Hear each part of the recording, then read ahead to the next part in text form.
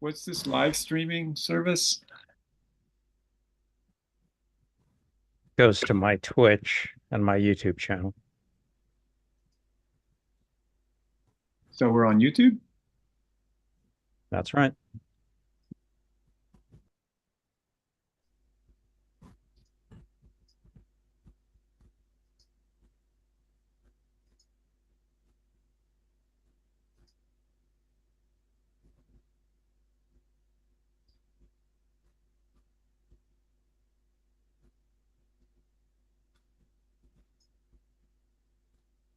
Everything okay, Steve?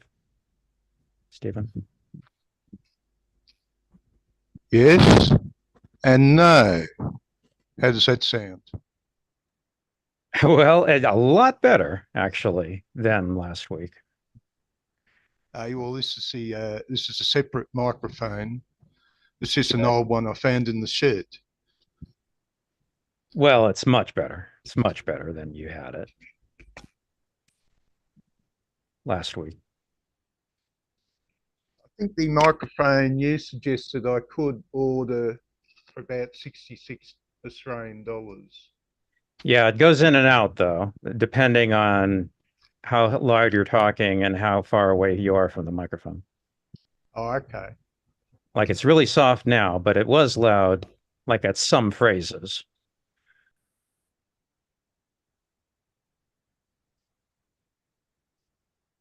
Getting a few today. I think it'll be all right. We'll see how things go, but I think it'll be all right.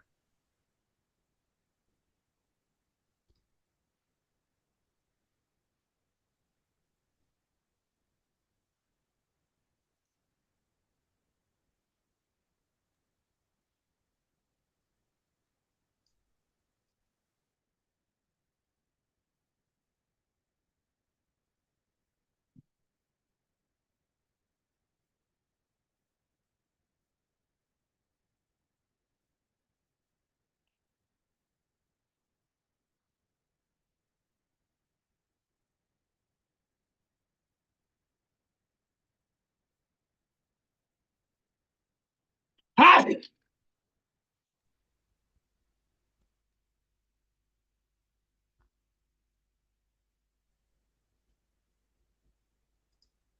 Hello. Yes, hello. Okay, just checking if anybody's on. Yeah, apparently we're being streamed on YouTube.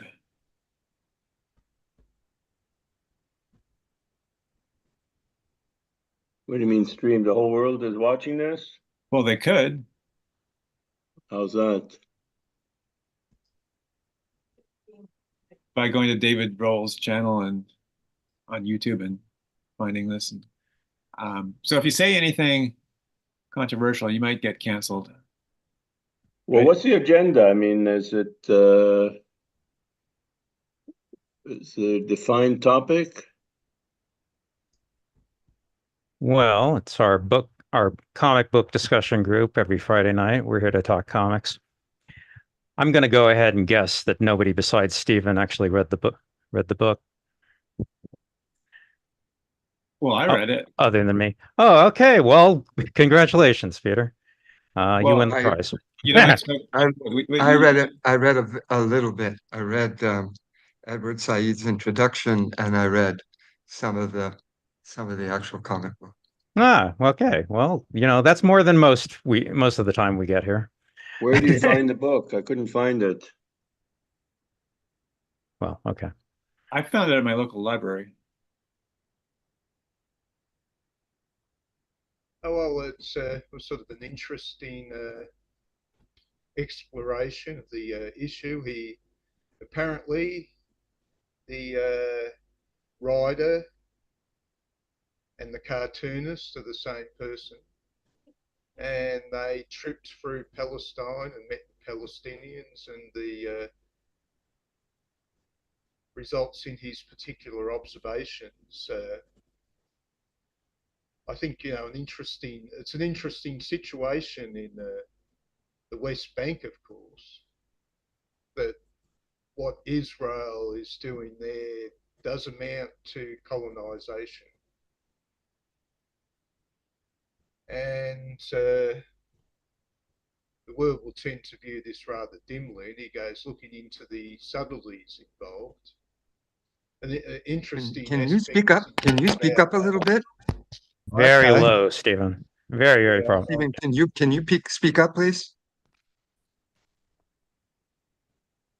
Okay, yeah, so Better. one section of the comic here details the interrogation methods which are used, which are, well, of course, are a type of torture. A guy's picked up. He's brought before an Israeli judge and left to the desires of the interrogators. So apparently they can arrest people and hold them without charge, and the judge can extend this for a time, and then it follows the harrowing situation of one guy. Eventually, though, the judge releases him, although the security forces are arguing for more time, and they release him, and yeah, it just shows the sort of brutal treatment he receives in a supposedly democratic state. And I'm sort of a believer that democratic states aren't all they are cracked up to be. Well, I mean, You it can't. is martial law, right? These are people living under Israeli military rule. They're not, they're not Israeli citizens or even permanent residents of Israel. It's an apartheid state. The Palestinians within Israel before 67 were living under military law. Then the Yeah. military law shifted over to the West Bank and to Gaza, and it's a apartheid state in which the settlers have incomes that are 14 times those of the West Bank Palestinians. They have separate roads. Their homes are bulldozed. Their land is stolen. Their olive trees are are are felled. They are humiliated on a daily basis, strip searched at the checkpoints. They have no human rights of any kind, and to refer to that as a democratic state is risible. There's no such thing as liberal ethnic cleansing. There's no such thing as liberal apartheid, and there surely is no such thing as liberal genocide. So remember, this was about a visit that the author took in 1991, 92. I know. This is a long time ago. No cell phones, no internet even. Yeah, but the ethnic cleansing has been underway since 48, and then it resumed in 67. In 48, there were 750,000 who were ethnically cleansed, and 300,000 in 67, a half million between 67 and 2023, and now 2 million in Gaza. So liberal states do not commit themselves endlessly to ethnic cleansing. It's not, Israel is no, I lived in South Africa before, during, and after the historic election when Mandela came to power. There was elections being held in South Africa long before the historic election in 1994. That didn't make it in any way a democracy or a liberal state. Israel has never been a liberal state, ever.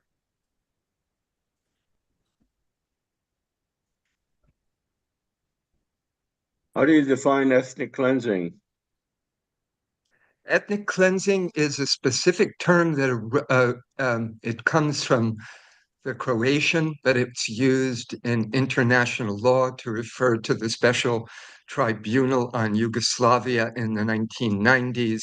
It's the uprooting of a population, wholesale uprooting of a population. In 48, 750,000 out of the 900,000 1,000 or so Palestinians were ethnically cleansed. It was a pre-planned ethnic cleansing. The Haganah had created a document for Ben Gurion in 47, and they started implementing it little by little, but in full force in around March of 48, just before the state was created. So the first war was a response by the neighboring states of Israel to the fact that hundreds of thousands of Palestinians were flowing over the borders, because they weren't just simply uprooted. Their homes were detonated, set fire to, their belongings were stolen. They had to walk across the desert. There were deaths not only um, from the actual the land seizures, but there was also deaths in the walk across the desert. But what is important about it is that it was pre-planned. The name of the plan for the ethnic cleansing is called Plan Dalet, D-A-L-E-T. It is the fourth letter in the Hebrew alphabet, and it calls for, if there's a single person in a hamlet, village, town who resists, the entire hamlet, village, and town is to be emptied. And Yitzhak Rabin, who was assassinated, right, was the he writes in his memoirs about ethnically cleansing 2 cities of about 30,000 people, emptying them completely. Okay. Hang on a bit, Victor. We couldn't probably go into the entire cyclopedia of 1948. I think it would be more interesting now. This comic, Right. is pointing to the situation of the Intifada around 91. And Right. so the curious question is now, what is the present situation? Now, interestingly enough, Sacco makes some criticisms of the Palestinians and their mindset. You know, for example, you go and throw a stone at a tank. That is a failed strategy. What's a failed strategy? I didn't hear the word. Oh, sorry, throwing a stone at the tank. Yeah. It's throwing a what in a tank? A stone. A stone at a tank. Yeah, well, that was a symbolic act. It was the idea of David and Goliath that the Intifada was playing on. Okay. Hang on, Yeah. Victor. Don't. We've only got a couple of hours, and it's a big story. Well, what Sacco is saying, he does make criticisms of the Palestinians as well, and he's saying that their methods are counterproductive, and he's saying they've got a mentality which is working against them, because you can't fight Israel militarily. It's counterproductive. It would have been better for them to stick at the level of rhetoric, because that's the only sort of even ground they could ever find with Israel. Well, you use whatever means you have. It's called asymmetric warfare. You basically have no means to fight them if you use that reasoning. You haven't listened, Victor. You use protest, you use civil disobedience, you throw stones at tanks, you kill Israeli soldiers, you do whatever you have to do to resist, whatever you have to do. But Victor, But the situation is, you can't give Israel justifications for shooting back. That doesn't win. Israel needs no justification. Israel, just in the last year, Israel has Victor, we're bombed talking about the Syria book. We're 200 times. So Israel needs no justification to act against anyone. It's a garrison state. We want to know what you got Garrison out of the Street. book, Victor. We want to know what you got out of the book, and not about current events or history or anything. So Sacco has an account of what these people are telling him, and you know, his interpretation of what they're saying to him. And what did you think of that? That's what we want to know.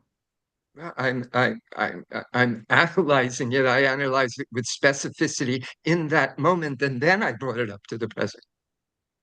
If you listen to what I said, I analyzed it in specificity in relation to the moment, speaking about the purpose of the throwing of the stones, because that was his point.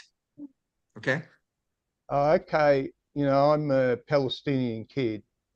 I go and chuck a rock against the tank. The guy gets up out of the turret and shoots me.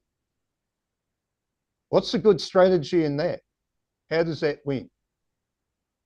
Except you become some sort of a martyr. Well, it worked for the Christians. It took them about 300 years, I suppose, but they got there. What is your suggestion? Well, my suggestion is quite obvious, and I think this is Sacco's. He's pointing out the Palestinians. Now, he's talking in 91. He's pointing out that they're using a very unenlightened approach. He said you're dealing with people who have very parochial attitudes, and they sort of believe that their rightness, as if there is some sort of God overlooking things. And I mean, here, when I talk to atheists, they act as if there's some moral arc in the universe, even without a God, and I find that strange. But I think it's pointless to think that violent action will work, because my attitude is that the best thing the Palestinians could have ever done was remain non-violent. I'm not saying I'm against violence. I'm just saying in that situation, it's useless. It's better to stick at the level of political rhetoric, because when the Palestinians used non-violence in the march to the border in Gaza, what happened? oh, okay, They were completely not. They were mowed down by the hundreds. Yeah, Israel does not they killed care. 1,200 people on October 7th. They marched peacefully. Come on. At the border of Gaza, the march to Gaza, okay, if you know the history, was a non-violent event, and the Israelis killed several hundred of the non-violent. Let's go back to square one. Your history is one. His argument is not good. I heard you speak. Use whatever means. Let me make some points. Use whatever means you can. Let me make some points. Okay. Your history is fallacious. It's distorted. Okay. In 48, 6 countries declared war on the state of Israel. Israel was ready to partition. The Arabs weren't. I mean, they didn't start any war. But let's talk to the present. Historically, it's totally distorted. But let's talk now. 2024. What you said is completely ahistorical. So let's start there. You don't know the history. Well, clearly, the ethnic cleansing began Let me make before my the points war. about 2024. The ethnic cleansing began before the war. You don't know the history. Right, I don't know the history. You're giving Hasbara. You're giving the Hasbara account. And you're giving somebody else's account, which is also full of shit. So it is not. Let me make a point today. 2024. It's from Israeli historians. 2024. I can give you Arab historians who will support my take as well. Let me make a point. I want to make a point. Okay. Well, be historical. You talk about ethnic cleansing. Okay. There's over 2 million Palestinians living within Israel who vote, who get government support. That's not what this book is about. Let me make a point, and then you can address it and answer these questions, okay? There's 2.2 million Palestinians. They're Arabs. They're the cousins of those in Gaza and the West Bank who live in Israel, who work in Israel, who vote in Israel, who have the support of the government. Maybe not as much like in America.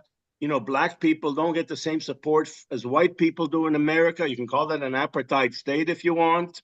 Okay. So they have the same rights as any Jew voting. They have Complete 13 members. nonsense. They have You don't 13 know members. anything that you're They have, talking let me about. finish. Let me finish. They I heard were you talk. under martial law to Let me talk. Let me 1967. talk. Their Okay, incomes okay, are I've checked about 40% them. Let those me of Hang the on. talk. Israelis.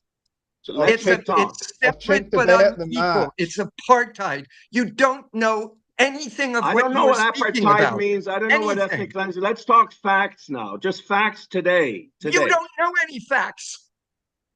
You don't know any facts. There are 13 members, Arab members in Knesset, in That's not what parliament. this book is about. This book is not about those people. Well, he's not talking about the book. He's making false statements. He So said I he was want to talking just about the address, book. I want to address just a simple point.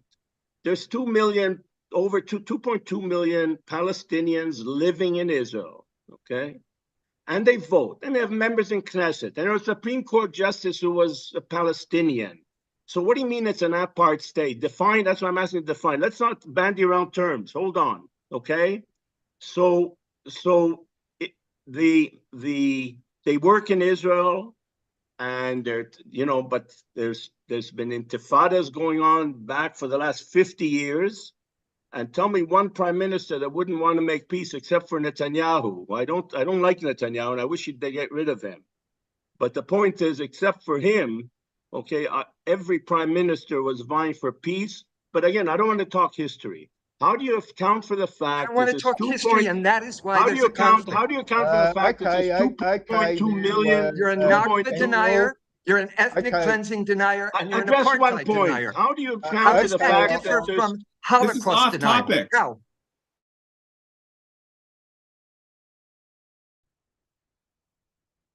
okay, can you hear me? well, I ask a simple question. How do you account for an apartheid state of ethnic cleansing that has 2.2 million citizens who vote, who have all the rights, who go to the Supreme Court and petition anything that the government does wrong with the army? They lived under Sometimes they get. martial law to 1967. That was the first point at which Okay, they were ever we'll just have allowed one at a into the time, Knesset, thanks. after they were under martial law. Learn the history before you speak, because if anyone knows the history, they know that what you're saying is sheer foolishness. It bears no relation to history whatsoever. Their incomes now are 40% those of the Israelis. On the West Bank, it's 1/14 the income of the Israelis. They do not have the same schools. They do not have the same funding for their municipalities. Who's It is they? an Who's they? apartheid state within Israel. And on the West Bank, there's 165 separate enclaves.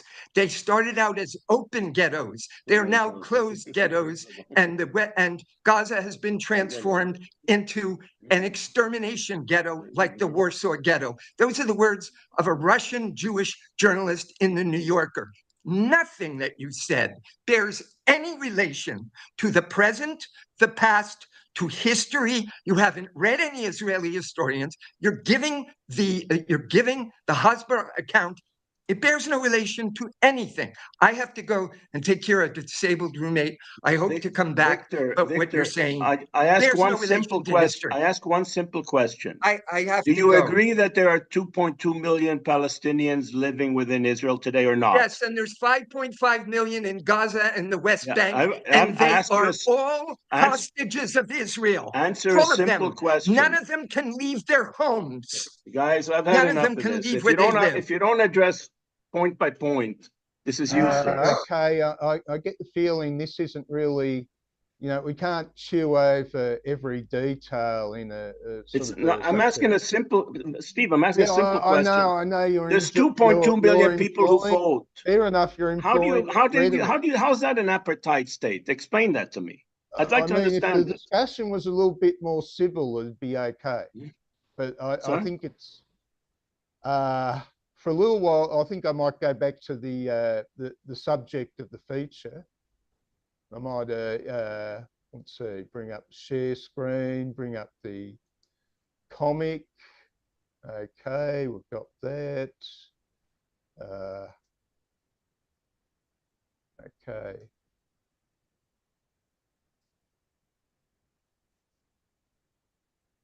Okay, I thought this one was rather good. A Palestinian joke. 3 secret agents were walking along the edge of a forest. One was CIA, one was KGB, and one was Shin Bet. They saw a rabbit running into the trees and they decided to see how fast each of them could capture it. The CIA man went first and returned with a rabbit in 10 minutes. They let the rabbit go again. The KGB agent returns with a rabbit in only 5 minutes. Then the Shin Bet fellow was not impressed. That's nothing. Let the rabbit go again. The Shin Bet officer went after the rabbit. The 2 other agents waited. 5 minutes passed, 10 minutes, 20, 40. Something's gone wrong. They entered the forest to look for their Israeli colleague.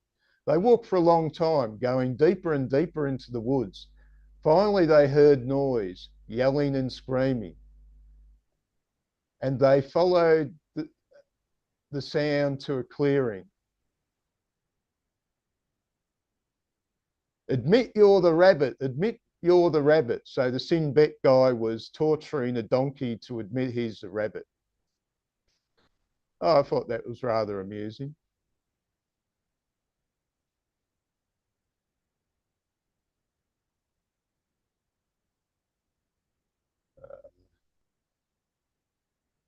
I hope nobody's unmuted that is muted that wants to come on. Unfortunately, I was trying to use the controls. Everybody can still unmute, can they?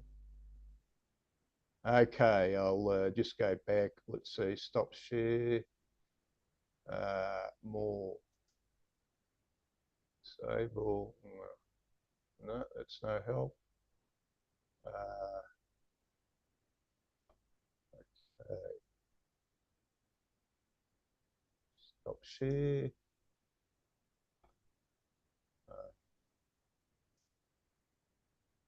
Allow. Okay, people should be able to unmute themselves now. Okay, good. I wonder if this joke has been told in other places too. You know, nowhere near Palestine, about their own, Well, I interrogators. think he does make a case for the treatment, say, for example, of Palestinian prisoners.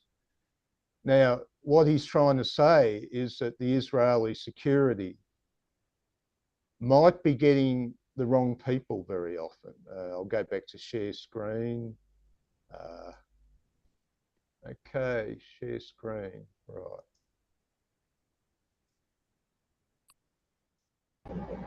You know, he's detailing a guy that's been dragged from his home. Okay, what's the page number? Oh, right, you've read it. Okay. Yes, I'm trying to. Oh, right, 102.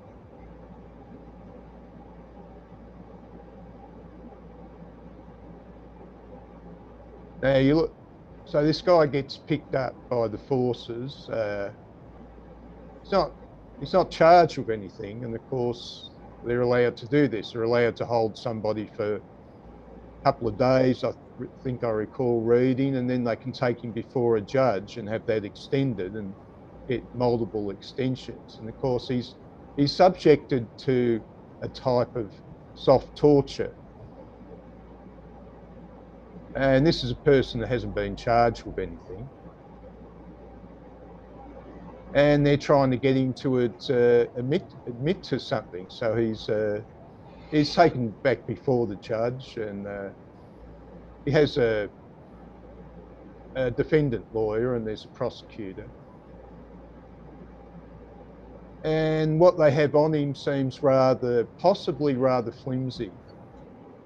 But anyway, the judge grants an extension and he's taken back and given the unpleasant treatment again.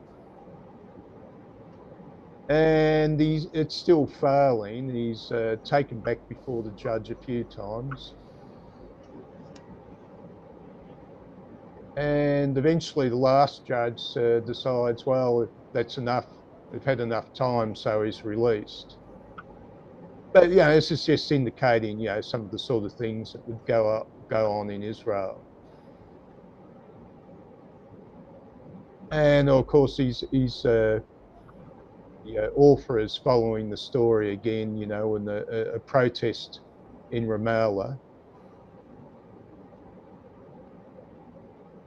As the author's rather comical illustration of himself.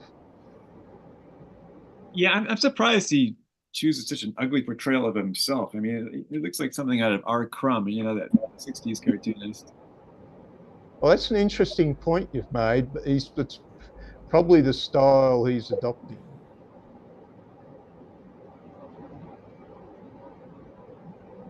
I've seen this is situation. I've seen photographs of him. He doesn't have the thick lips that you see in his caricatures of himself.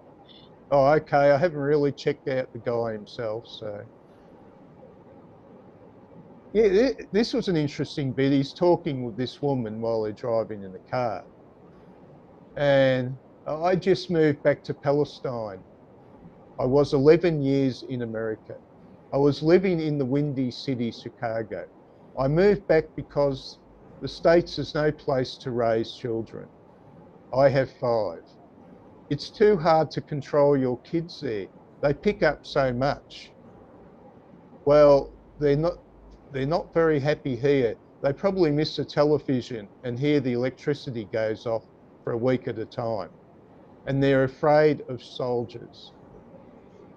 But it is an interesting case. This is a person who was condemns what's going on in the West. And I think we're living strongly with the consequences now, are we? Where it's as though there's virtually conspiracy to internally disorganise the West. And I don't know if it's coming from. Maybe it's coming from hell. I don't know.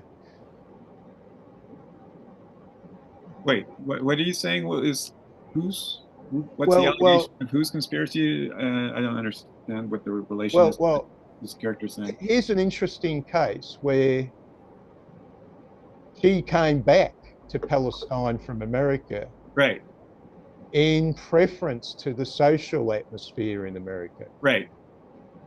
I mean, she's coming back to an occupied state.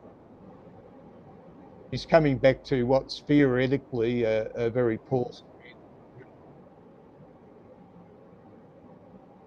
Right. I actually met a Palestinian who did the same thing. He lived in Southern California for a few years, but he objected to the same kinds of things that the social permissiveness in America. He didn't want to raise his children in an environment like that. Well, I don't think it's just with Palestinians, though. I think many people from the region actually move back. I know many myself. I mean, from Australia, they go back to Lebanon, Syria, from Germany back to Syria, etc. I mean, it's a war zone, but people are still going back. For what reasons in your experience, Angelina? Well, yeah, I mean, they're disappointed with life in the West. In some cases, it's about child rearing. I have friends here in Sydney, Lebanese Australians, who are also sending their kids back to Lebanon despite the situation there. I mean, maybe it's social reasons, violence. I mean, in Lebanon, you have political violence, but you don't have the day-to-day violence and aggression that you have here, strangely enough. So, yeah, I think many reasons. And also, I think a couple of friends who moved back to Syria, they just don't want to die lonely and away from their families in the West. They would prefer to live under rations and more potential political violence than die alone and sad in the West. So I think there are many reasons why. And similar to what this passenger in the comic is talking about. So I come from a place in Canada where there are a lot of Iranian immigrants, and if with these Iranian families, if their kids are causing trouble, then they send them to go to live with relatives in Iran, and then they can be sure that somebody's going to keep them out of trouble.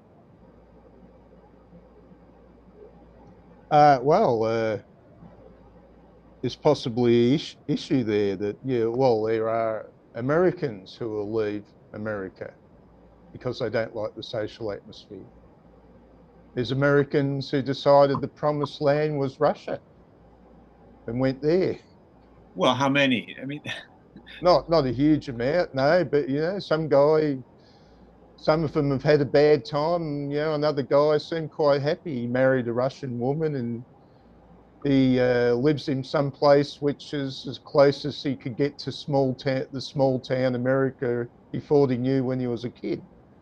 Yeah, that is true. I also know some Germans who have migrated to Russia, but I think it's a minority. By the way, just going back to the book, has anybody read it in another language? Because unfortunately, I haven't read it, but I realize I'm not at home at the moment, actually in Sydney, but I realized somebody gave me a copy in Russia, which is in Russian and in Arabic. And I just wondered what the translations are like. So has anybody here?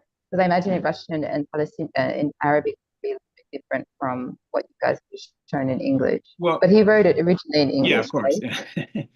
Right? So on this same thing we were just talking about, there are thousands of Americans who move to Israel. And what they say is that there's just much more of a feeling of social cohesion than there is in America. And they really like that.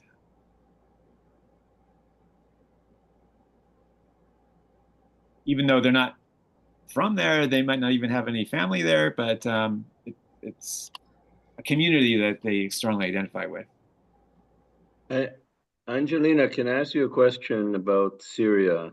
You're saying that a lot of friends moved back, which surprises me because Assad, according to the estimates I read, I can't verify it, has killed at least 500,000 Syrians, displaced 3 million.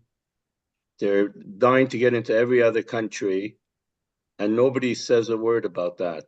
Okay, there's no enclaves at universities, nobody's protesting, and we just put it aside. So I don't understand why there's such a desire to go back to Syria. It's beyond me. Well, listen, a lot of people, I have relatives from Sweden. I have a lot of Christian friends from Damascus, but not only, I also have a lot of Armenian Syrian friends. And a lot of people pass through Lebanon and Syria unnoticed. I'm not going to talk about that here on this recording, but I know people who are going back and forth and under the radar. I live in Jordan, actually. Between Jordan and Syria, that's kind of not possible. But yeah, people, especially given, I think, their affiliations and their religious background, you have, especially the Christians of the region, maybe more gung-ho than maybe the Muslims. They believe that it's their land, they don't want to feel pushed out. And I know quite a few Christians who haven't left, actually, as well. Or they've left, but they've come back, or they're moved between Lebanon and Syria. So I don't think the numbers really show what's on the ground either, to be honest. I'm half Lebanese. The statistics that come out of Lebanon that you see on the ground are two very different things.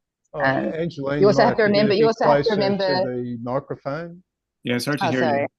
Yeah, you also have to remember the fact that there are people who are registered. I've also done work with refugees, but there are also many people who are not registered. So again, the statistics that are coming out of the region, whether they're United Nations statistics or not, I'm not sure really how much they reflect the situation on the ground. Not only that, a lot of people remember, a lot of my Syrian relatives, everybody just wants to get a second passport, which I think is also normal in the region as well. They get it and then they kind of come back. They half live there. I know Syrian American Christians that also live like that. I think the issue, of course, with Syria, and I know with some of my Lebanese Australian family members that go back and forth, they just don't want any issue in the West when they go back and they pass through. So they'll pass through with their Lebanese documents undetected and so forth, and spend a couple of months there, So, yeah, I really don't think what comes out of there statistically really reflects, for example, how my relatives or friends live in and out between the region. So are you denying that 500,000 Syrians were killed by their own government and millions have fled the country? But No, I'm not the denying anecdotes that. that you're hearing supersede that. I'm trying to understand. I'm not denying that. But why do you think one truth cancels out the other? I mean, for example, Lebanon, Syria, and Jordan. Not Syria, sorry, Lebanon, Turkey, and Jordan made all of these EU agreements, right, about keeping Syrian refugees within the borders. So, for example, before I think it was like 2015 or 2016, Syrians who were refugees could still travel freely between Istanbul, Beirut, Damascus. They were paid off by the warlords of the Middle East, were paid off by the EU. Thank you very much. And suddenly that wasn't possible. So that actually affected a lot of my family members, it affected friends, and etc. I also helped people try to get visas between the places. We found kind of loopholes, being like religious minorities, etc., etc. But yeah, I mean, again, I don't think, yeah, I don't know why you think one reality kind of cancels out the other. It doesn't. And you also have to remember that, like with Ukraine or other places. I think you're making short shrift of all the agony and suffering and horrors of what happened in Syria. You're really making short shrift of it. No, I'm not. But I know people who are very loyal. Okay, you've I know asked people who are very, very loyal, and I know people who are not loyal to the government. So, I mean, again, who are you? Are you Syrian? Because I mean, I'm not, but I just happen to have part of my family from Sweden. But I mean, yeah, there are loyalists as well. I'm a human being who sees a lot of suffering, and so you're saying the papers. That's wrong. The story in Syria, is that false, or is that reasonable, or what the United Nations says? So it's all hype. There are many sides to what's happening in Syria, and if you think the United Nations knows the truth, well, good luck to you. But I mean, we see that Syria is at war with various powers and at war with itself. I don't see why, again, one has to cancel out the other. But to be honest, when it comes to international figures regarding the Middle East, I see how United Nation officials work in Lebanon and Jordan. I've had things to do with them, and they really don't know what's happening. And well, anyway, if you want to believe them, why not? You know, why not? But if what they said was so true, if they were able to deal with the situation, they would have dealt with it by now, and they haven't. Well, Jordan is somewhat more civilized than Syria. I mean, so I don't know if you can compare Jordan to Syria. So it's a lot more civilized. I think what Nina is saying is that the experience there is subjective. Like everyone has different subjective experiences. Everybody has different experiences. That's what she's saying. And that's what the book is about too. It's about different people's experiences. And Daniel, are you trying to talk about the book, or are you trying to avoid talking about the book? I haven't read the book, so I'm just reacting to comments that people make, whether it makes sense, whether there's any reality to it. Okay, I wanted to know what you thought of the book. Okay, no. I tried to find the book. I couldn't find it. There's no link to it. You read the book a long time ago, did you, Daniel? No, I said I have not read the book. Oh, sorry. Well, okay, but you're not asking us questions about the book. I'm responding to statements that are made that I question whether they're real or genuine, or more to the extent, because it's too much. There's too many exaggerations being thrown around. That's all I'm asking about Syria. I'm very surprised to find, that the anecdotes supersede what you read on every newspaper and every magazine about Syria. That's all I'm asking. Do you know how many relatives I have from Lebanon who go to Syria to holiday? I personally can't, but I've been invited to Syria to have a holiday in the last 10 years, probably like at least 50 times by my cousin. So that goes against everything you hear about Syria. I understand that. But, when my cousins are showing me flashy pictures from, Latakia at some chalet or something, or getting their breasts done or hair done in Damascus, I mean, those things are still happening, right? Life still goes on. People are still getting married in Sweden. People are still, of course, there are other parts of the country completely and utterly annihilated. I'm not dissuading that. But I mean, there are, unfortunately, various factions within society that decided to have a war with one another. But I don't think that's also something unique. I mean, we see the same thing in Ukraine. We see the same thing in many places. You have certain parts of Ukraine fighting against other parts of Ukraine. You have certain parts of Lebanon fighting against other parts. And also, even in Gaza, you have traitors among Palestinians giving information to IDF. So again, nothing's so black and white, right? Well, I think the point that you brought up here is that there are people who are who have the possibility of a cushy life outside Syria who choose to go back to Syria, and just like the people in this book, like the one who was living in Chicago, she decided that she didn't like the social conditions in America. She would rather raise her children in Palestine. And I remember there's another person in the book who he said that he wants to go abroad and long enough to acquire citizenship in another country and then move back to Palestine. As just he wanted. It was interesting. I don't remember what the page was, but it was like if you were in Palestine, if you were living in Palestine as somebody who had a passport of a prestigious or powerful country, then things would be a lot easier for him. Well, that's true across Talk the about region. passports, the whole there are a variety of different passports that the different Palestinians, whether they're in Gaza, whether they're in East Jerusalem, whether they're on the West Bank, they have separate passports that give them separate rights and not no rights essentially, and of the 3.3 million Palestinians on the West Bank, all but 70,000 of them are captives within their enclaves, okay, enclaves that were created beginning in 67, and the Intifada, which the book is about, began in 87 as the 20-year anniversary of the 67 war, which, by the by, Israel initiated, okay, just as it initiated the 56 war, and just as it began the ethnic cleansing in March, Okay. and then the Arabs attacked in May. So everything that Daniel has said about the history, none of it bears any relationship to the actual history. So this whole notion of passports and the rights to move about, all the Palestinians, except 70,000 on the West Bank, the 5.5 million in the occupied territories, are hostages of Israel, not just the prisoners. Before the war broke out, there was about 5,000 or so Palestinian prisoners, about a third of which were under arrest without charges. Okay, there's several hundred children a year that are arrested by the IDF. Okay, and Victor. then Just hang on.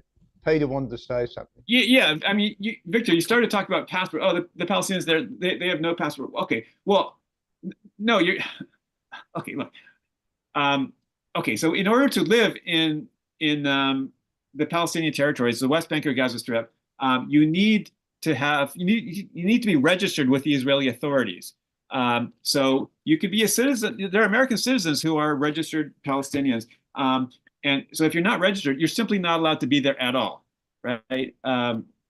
So you can't come in from Syria and say, "Oh, I'm a Palestinian. I'm going to move to Gaza or West Bank." You just can't do that because the Israelis, they control the entrances and access to the occupied territories, and so there's a registry of who's allowed to live in the occupied territories. The government of Israel keeps, and also it's separate for Gaza and for the West Bank, because remember in the book there's some people who they were living in Gaza and they wanted to visit or move to the West Bank for various reasons, and they weren't allowed to go there because they were restricted to Gaza. And of course, it's even more restricted now.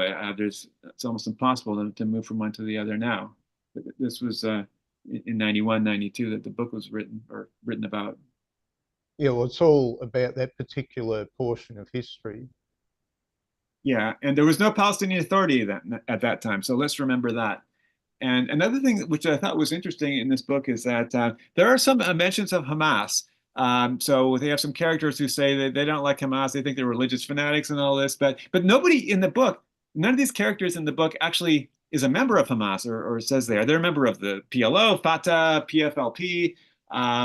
But I thought that was interesting because all we hear about today is Hamas, and Hamas actually started in 1987 or 88.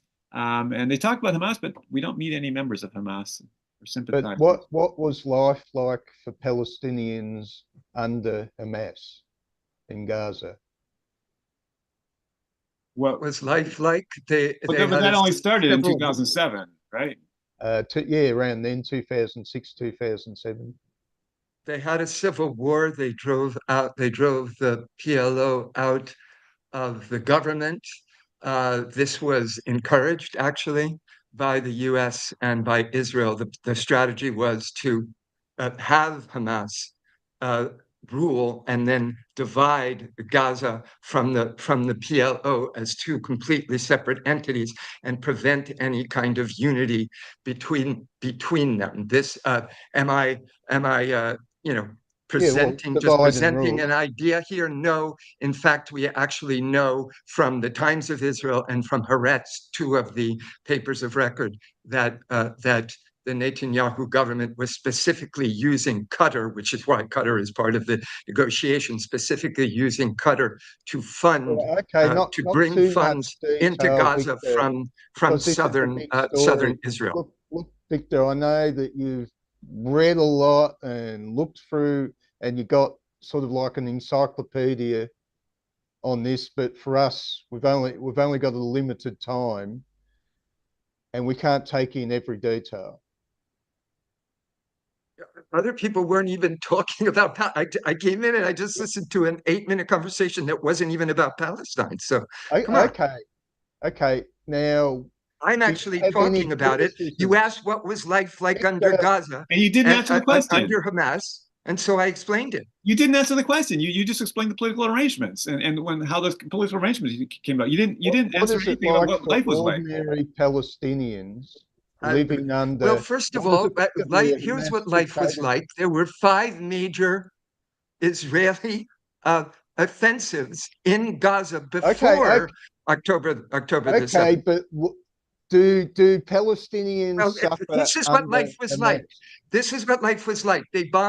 Israel bombed the Okay, water infrastructure in each of the This is my wars. question. We know Israel does this, but It what is uprooted life people like for in the each common of the wars. It Palestinian degraded the civilian under infrastructure Hamas? in each of the wars. And under You won't answer. No, okay. Hamas, they moved from the previous charter that they had created in the late 1980s to a new charter that did That's not not call for life. the destruction of Israel. They offered 5 separate peace agreements to That's Israel. not life. This was before all the negotiations that are occurring now. And they were an Islamist regime that was authoritarian, that was basically a one-party state, and they drove the PLO, to a certain degree, even out of not just out of the government, but out of the civil service. And there were various laws, Islamist laws, that were implemented, and they became basically through Israel's design, because they felt that by keeping Hamas in power, that was the way they were going to keep the Palestinians divided. This is in the Times of Israel and Haaretz, by the way. So this is not me making it up. And it has succeeded, and it also succeeded in leading to October the 7th. Do we have any stories about? We're reading a story about where a guy's giving us witness to what it's like for Palestinians living in the West Bank. But do we have any stories about what it's like being Palestinians suffering under the Hamas dictatorship? What happens to people who step out of suffered line? not under Hamas, they suffered under of an Israeli embargo, They which haven't. began. Okay, hang on, Let me answer. They suffered. Let me answer. They suffered under an embargo that began in 2007. And here is what Sharon's advisor said to Shin Bet. This was cited in Haaretz. Think of it as an appointment with a dietitian. The Palestinians will grow a lot thinner, but won't die. A policy Okay, of now I've specific, asked stop, again stop, and let me again finish, and again. stop, Do you stop. have, This is essential. A do you have policy of anything a on policy of how specifically Palestinians restricting might suffer caloric intake under of the Hamas? Gazans? You don't want to know. You ask questions and don't want to know the answers. I Okay, I'm have the going to answers. Can I, I'm you. good can I, Jewish, can I Other and just, I know the people answers. want to I know talk the in answers, civilized unlike manner. Daniel, You're who not talks answering the question. nonsense. can Okay? I just say something about the Gaza question, Stephen? Can I answer Yeah, that? okay. Yeah. So I do know some people who have Gazan identity. They, before October the 7th, they were going between Amman and Gaza. Their families have pharmacy there, a business. They're Christians. From what I've understood, yeah, I think they had to maybe, here or there, some political clout pretend, but I mean, they still went to church. I also know people I met via my husband, who's a musician, the Edward Said Conservatory of Music. Actually, not long ago, they opened up their 5th branch in Gaza. So, I mean, even though I don't like Islamists, they did allow the conservatory to, which has been bombed now, by the way, not by Hamas. So, I mean, yeah, of course, in certain spheres of life, but the people I've spoken to there still said that although they're not a part of Hamas, they were still able to do business. They were able to send their kids to school. Somebody could study music. So I don't know. I mean, maybe it's a bit like a totalitarian state, like in China or Russia. I mean, generally speaking, they're not going to really be in your face. So, you just want to go about your daily life as a yeah, Palestinian. I've heard from Just to people. answer your Sorry. question about that. So, I mean, and like I said, from what I understood, I think when they opened up the Edward Said Conservatory of Music in Gaza, I think, yeah, they had to, they had a bit more paperwork. They had to prove a few things with the Ministry of Culture. I think, of course, it was different from how they opened up their branches in Ramallah or in Bethlehem, of course, in East Jerusalem. But I mean, they still opened it, still running. So, and I think given a culture like where maybe you don't have so many, let's say, classical music is not like the thing of the region, right? So their own music. Well, still Hamas allowed it to be open. So, But, I mean, if you I'm compare it to, curious, like, say, does let's say the beginning of the Hamas Islamic Republic run of Iran, prisons? which completely banned music. Does Sorry? Hamas Iran run doesn't ban music. prisons for those who were, are perceived as being their opponents? Perhaps, yeah, but I don't know people. I don't know people who are politically active there. I only know people, like I said, kind of small businesses and the art. So I guess so. Iran, But then again, where does that not happen? I mean, it also happens in places like Russia or Turkey or even Germany. I said that they purged from 2007. They purged the PLO members from the government. They even purged, in part, the civil service, that it was an authoritarian regime, that it was a one-party state. But as far as culture is concerned, there are ancient Christian churches that are there. There were museums, all of which have been flattened. All the museums are gone. All the libraries are gone. Nearly all the water infrastructure is gone. Nearly every hospital has been flattened. All of these are war crimes, crimes against humanity. This cultural year. genocide. Here's the clause in the Genocide Convention that is most pertinent. It's deliberately inflicting on the group conditions of life calculated to bring about its physical destruction in whole or in part. Okay, I wanted to say something about what I've heard from people who live in Gaza. Before Hamas took over, apparently from what this is from what I've heard from people who've lived there, that it was a pretty violent place. That there was not order, and whatever Hamas's faults are, they imposed order. And this is kind of the reverse I've heard from people in Iraq. So Americans like to think, oh yeah, we came in and Iraq is better now than ones under Saddam Hussein. But all the Iraqi Americans I've met who lived under Saddam Hussein and shortly after, they've told me that that Iraq was actually a lot freer in a lot of significant ways. People were not afraid. As long as you didn't criticize the government, as long as you did your job, you could have a reasonable life. But after the 2003 invasion, then that's when chaos erupted. And like one anecdote is, okay, I'm talking about Iraq, but I'm just telling you that it's a similar kind of order versus disorder here. So a Christian woman from Iraq who lives near me now, she said, "Oh, it was under when Saddam Hussein was in control. I could go running anytime, and it wasn't a problem. But then after the invasion and all the disorder and so on, then that just became impossible because there are all these religious crazies and so on.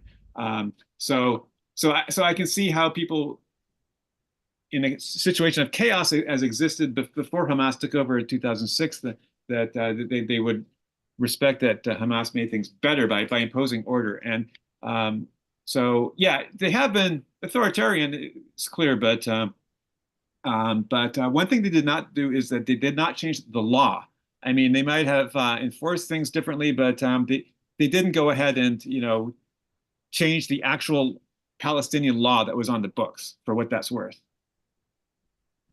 Here's what life was like under Hamas because of the 5 previous offensives by Israel before October the 7th. Mowing the lawn. They would flatten the water infrastructure before October 7th. On October 6th, 95% of the Gazans had no access to clean water because of Israel's bombing, not just of water treatment plants, but not just of reservoirs, not just of canals, but of wells.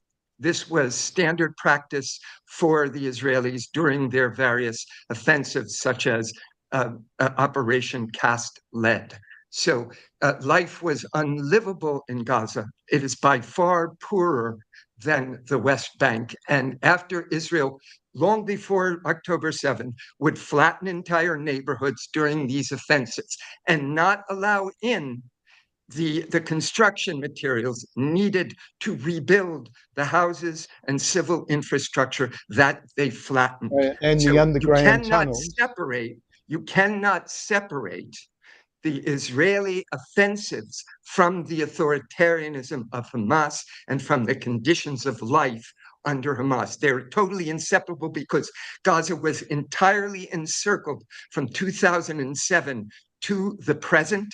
The Gazans are not allowed to fish out in their territorial waters. Israel has seized the natural gas and oil, which is offshore in Gaza, as well as on the West Bank. There's $525 billion in oil and natural gas in the 2 different occupied territories. So this has to be understood. What? Do you think it's a good idea for the Gazans to allow people to fire missiles into Israel? Because that's what they've been doing over the years. I don't think it's a good idea that Israel is occupying the West Bank not and answering Gaza. the question. And Please, I am answering. the question. I am answering. So until the occupation ends, the Gazans will use, and those on the West Bank will use any means that they can to try to resist Israel. And that is what I said before, and that is what I say now. You're moralizing from a distance about what you would do. What if you were an Aborigine in the 19th century in Australia? Would you use violence to resist your forebears? Would you? I think you would. So you're moralizing about it. History is not a series of ethical exercises. It's physics. It's every action has a reaction, equal in force and opposite in direction. Doesn't matter. Steve, what was your question exactly? And there may be some assumptions behind the question I asked Victor, questionable. do you think it's a good idea that, Hamas has been firing their, unguided missiles into Israel on and off again since 2007 or something like that? And this encourages Israel to react. I just can't see the point, because these missiles I mean, are useless, and I think the whole practice is counterproductive. right. But those were not okay. You're talking about starting in 2006 or so, but those were not all Hamas missiles. I mean, some of them were, but some of them were fired by what's it called? Palestinian Islamic Jihad, which is a separate organization, which is kind of a rival to Hamas. And then there are also independent actors, like any angry kid could assemble one of these things and shoot it. But I mean, there are times when Hamas really did not want anything to be fired, and they would try to clamp down on them, right? And other times that they would do it themselves. So, I mean, it's not like. It's certainly not as if Hamas controls all of them entirely. It's not like the IDF, which does control the missiles going the other way. Daniel wants to make a point. You still there, Daniel?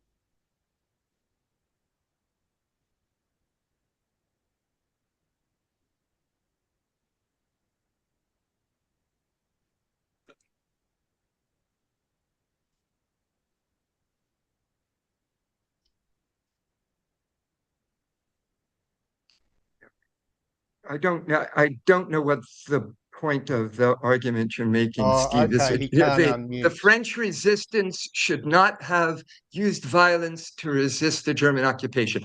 The Jews in the Warsaw Ghetto should not have used violence to resist the German encirclement and transformation of the Warsaw Ghetto into a ghetto of extermination. The Native Americans should not have used violence against the American settlers. It's a pointless argument. No, but it's something that they talked about in the book. I think you're making very poor comparisons, Victor. They talked about this in the book. You're making vast generalizations. I'm using specific examples of occupation and settler colonialism. Victor, we're going to let Daniel speak.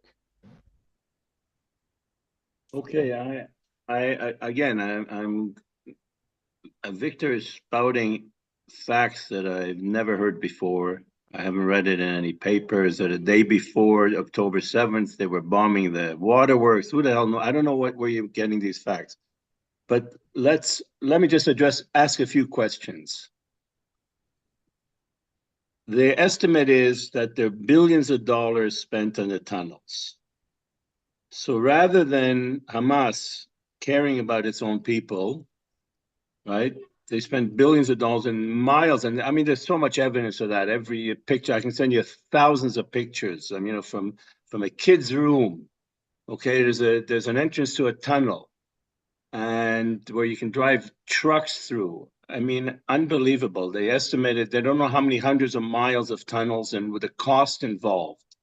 So building tunnels in order to be able to fight the Israelis, instead of building an infrastructure and do the waterworks. That's one question. Okay, how do you account for that? Secondly, Israel left Gaza in 2005 and abandoned Gaza, and after that they left. Apparently, they also left, from what I've read, they've left factories and the whole business of hydroponic vegetables and fruits. They were destroyed by Hamas because it was left over by Israel. And then, as Peter said, they fired rockets over and over again.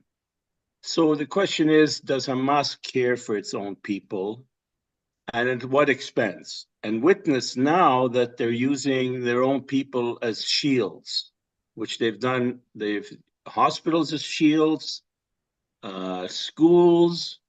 Explain shields. So I'm sorry? Explain what you mean by they're using them as shields. What means is that they arm themselves. They keep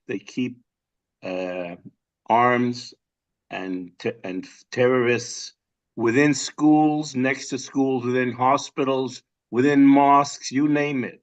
And witness the underground tunnels. So they're infiltrated everywhere. Are you a member of Israeli intelligence? Because you're giving every single cliche that comes from the Hasbara account that bears no relation to reality. The tunnels are mainly used to smuggle what? The tunnels are mainly used to smuggle food into Gaza because Israel denies the necessary caloric intake into Gaza as of 2007. It was Dov Weissglass, who's Sharon's advisor. This was in Haaretz. Are you going to keep You don't interrupting read every anything. word That's I why say? you don't know anything. But you do know every single Israeli talking point. So I think you're very rehearsed. I think you are a Hasbara representative for this discussion because you saw there was something about Palestine. But you're meeting people who actually know history, unlike you, and they're going to reply to you. The tunnels are used mainly to smuggle food into Gaza. Israel left Gaza. No, it did not. It encircled Gaza, north, south, east, and west. And under international law, international law, when you encircle a nation, you are the occupier. So they have not left Gaza. Why can't they go into Egypt?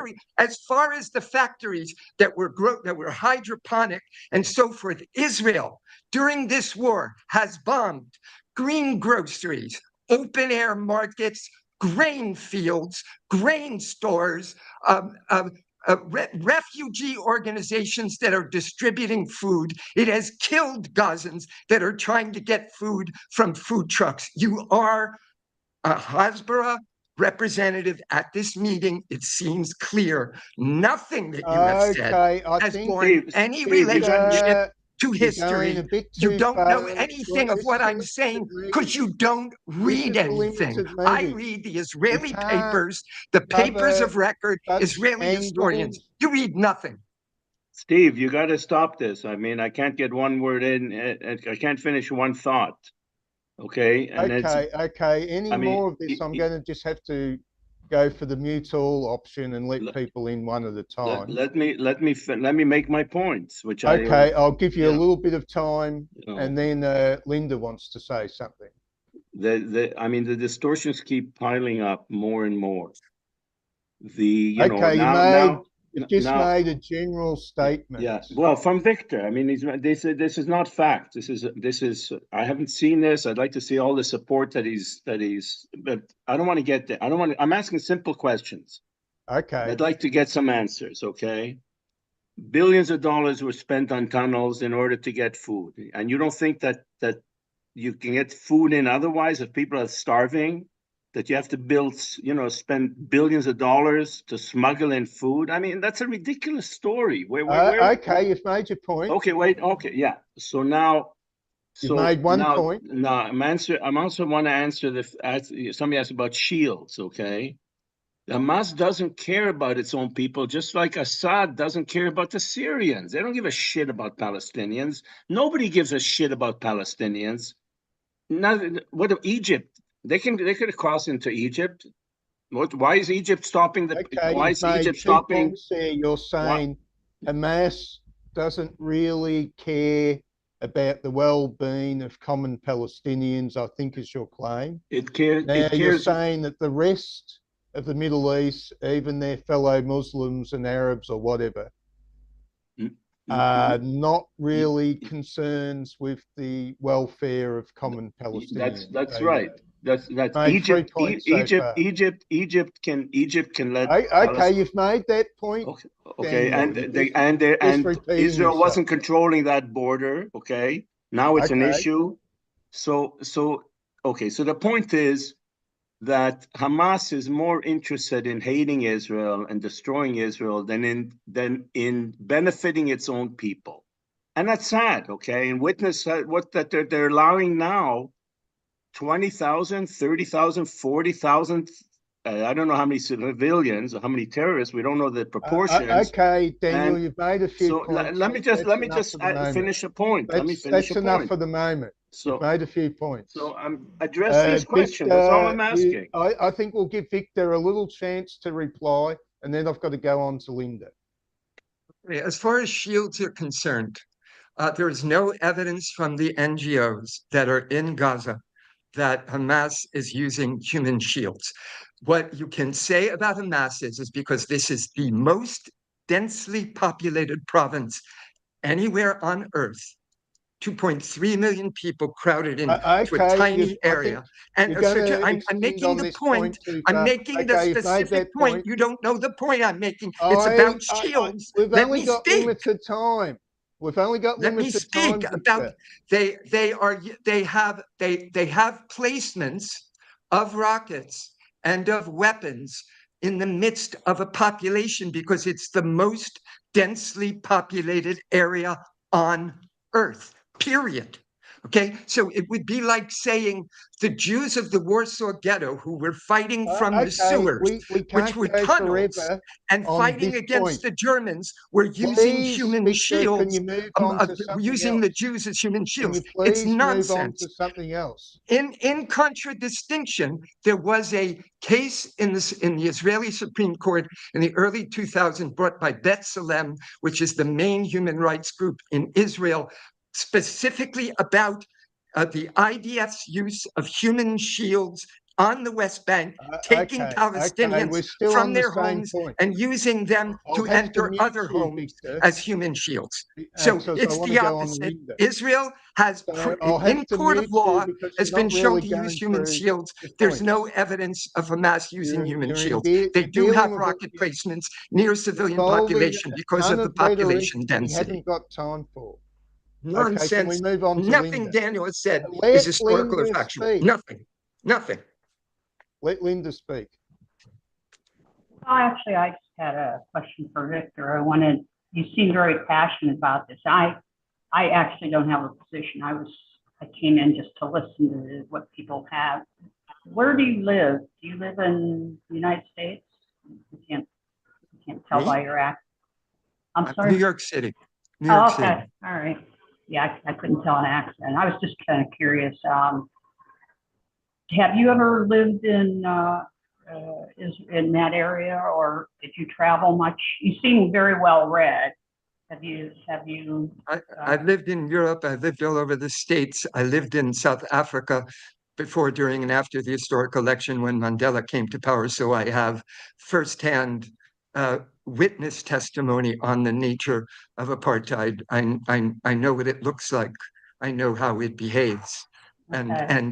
And by the by, the International Court, okay, of Justice has ruled that Israel is practicing apartheid on the West Bank. Okay.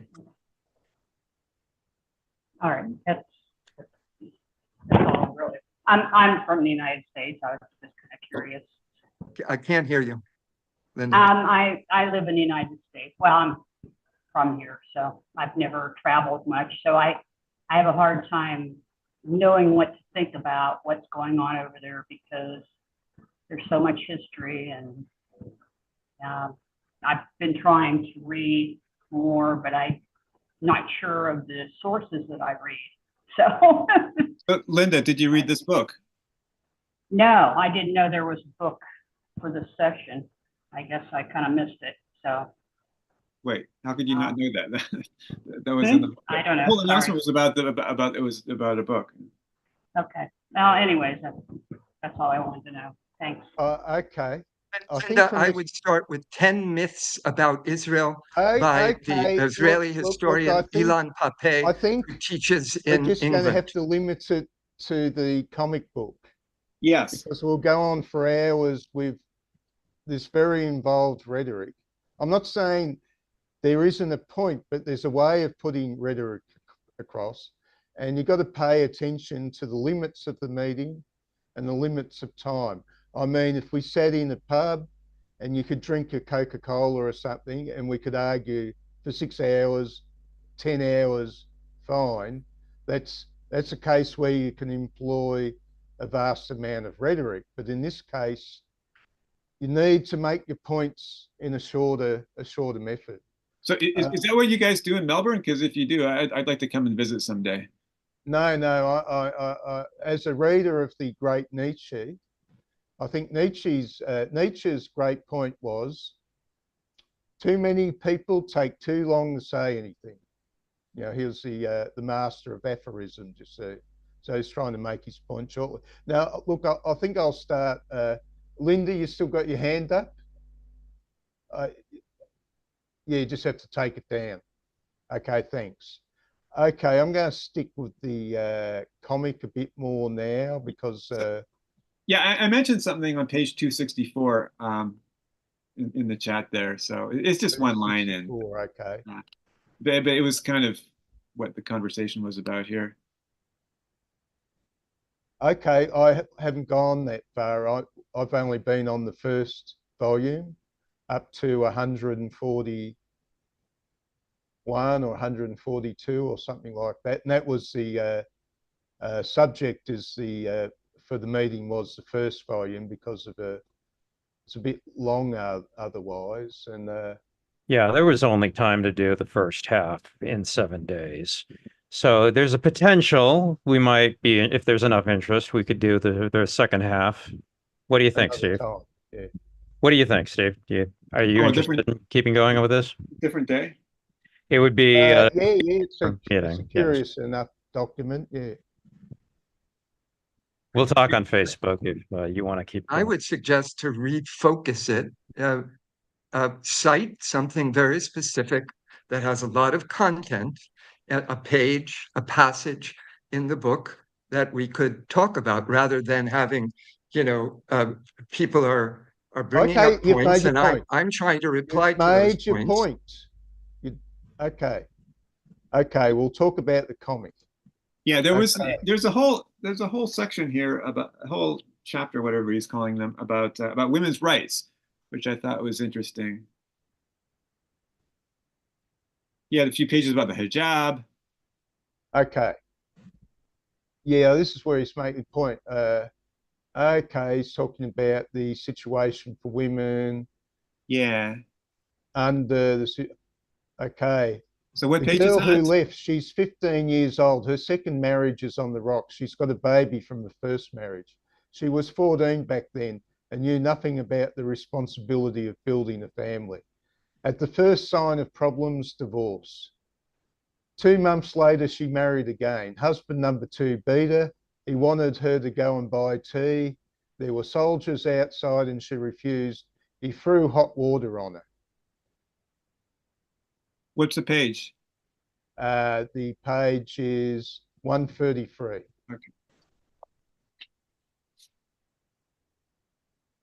She went back to her mother's in Nablus and left her gold jewelry and furniture at hubby number 2's in Hebron.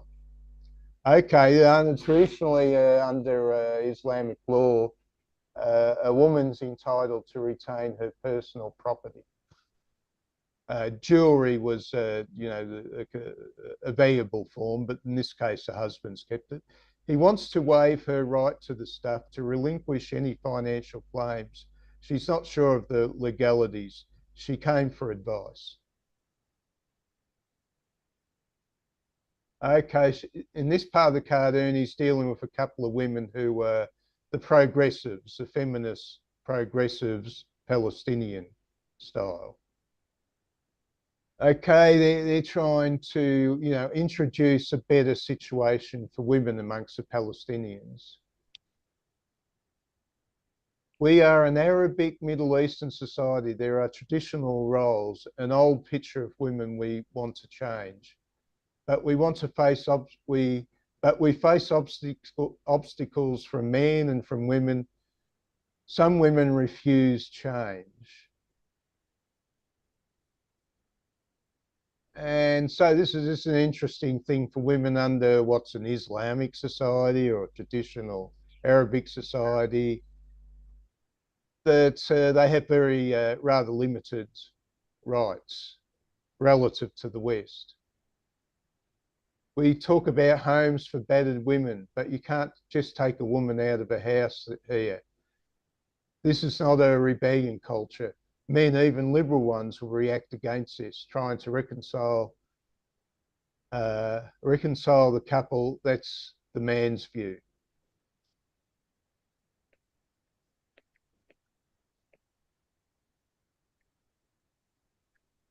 Okay, they're talking about the hijab.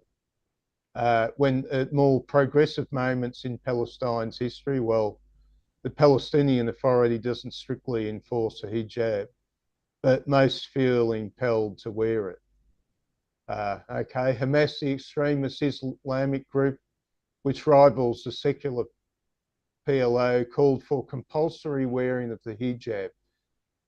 She says Hamas followers began threatening women and sometimes beating them from going outside without a head covering.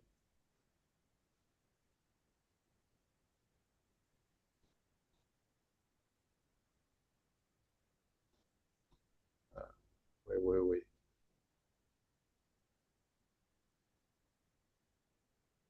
Okay, yeah, we'll have the case where there's a woman who's flouted the custom and gets attacked, viciously attacked, and they can be quite vicious in their attacks. Right, one day I was doing some shopping on Omar El Mukhtar Street. I saw a lady physician driving her car by the hospital. She wasn't wearing the hijab. 3 or 4 youths began stoning her, injuring her. She was bleeding. At the beginning of the Intifada, Palestinian Christians in Gaza wore the hijab to be on the safe side. She says, but not so much now. She says such violent activities against women have decreased. In the same office, 2 attractive young women decked out with cosmetics seem to counter everything I've seen in Gaza thus far. I see you're not wearing the hijab. We wear it outside. So, okay, on the inside, they're dressing how they like to, and on the outside, they've still got to wear the hijab. Still one of the boys. Oh, okay, men's attitude. I apologise there is no tea this morning. I haven't even had breakfast. One of my wives is sick. The other is visiting her parents. I suppose I'll have to go and get another wife. So that's how you get lunch in Palestine. If one wife's out and the other one's sick, I better marry another one before noon. And they all laugh. Well, that's because it's a joke. Yeah. But the page Well, before you had some, look at what happens to poor Donald Trump. He makes all these jokes and nobody understands him. yeah. So I would yeah, respond to this portion of the text by saying, as far as the issue of divorce is concerned, in Islam, all the man has to do, the woman has no rights. All the man has to do is say, I divorce thee, I divorce thee, I divorce thee. At the end of the third repetition, there's no longer a marriage. That is all that's required, quite often, depending on the nation, under Islamic law. Asking the woman to waive her rights, she should have had Hanan Ashrawi, who's one of the Palestinian spokeswomen, to defend her. That's all I can say. Well, But you were talking about an I think they Islamic can get a society. divorce. The Palestinian society is not, a purely Muslim. There were a lot of Christians until the various more recent conflicts. There were quite a few Christians on the West Bank, a smaller number in Gaza. Okay, how do you relate There's it also to Palestinian Druze. Okay, so you read it, and it's just going to be out there. I'm responding to the specificity of the text. None of this is rhetoric. You used the word rhetoric before. I don't know if you know the difference between rhetoric and facts. I'm giving facts, not rhetoric. Okay, so I don't think you understand the what rhetoric compulsory is. hijab, historically, Palestine, before the period of the rise of Hamas, even before Hamas formed, there was Sheikh Yassin, the blind sheikh, and he was, by the by, funded by Israel. Look it up in the Times of Israel if you don't think I'm telling the truth.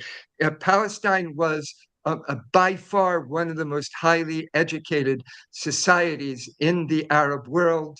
You'd have to look to the secular states like Iraq under Saddam Hussein, which was under the secular Ba'ath Party, to find that many university degrees, for instance. There are a few other examples. And so it just wasn't, there wasn't just a history of compulsory hijab, because you had towns and cities that were cosmopolitan, like Haifa, before the Jewish settlers arrived in numbers in Haifa, a very highly educated population, and women walking about, no one wearing hijab. So if we're going to have a witness from a specific moment in history, you have to know something about the culture and the history of the region and of Palestine. Okay, here's another section. Well, wait, did we miss a couple pages in the women's section? There's some interesting parts of pages 134, 135. 134, 135, okay. Did you skip over those two pages? 134, this is 134. Yeah, we started with 133, and then I think we skipped to 136. Okay, there's 133. Here's 134. Yeah. There's something about Islamic law can be interpreted to the advantage of women. They mention here marriage contracts, for example. And then, and so there's Rita, and then the next page has Muna, a non-practicing Muslim, he says, is more skeptical about using Islamic law to advance women's rights. She sees some irreconcilable differences. She says, we have a big problem with battered women. The Quran permits a man to beat a woman. Women here are taught they can be slapped. Even the Christians, as part of the Arab culture. Women here don't complain. They don't call themselves battered. And it's not just a characteristic of the poor.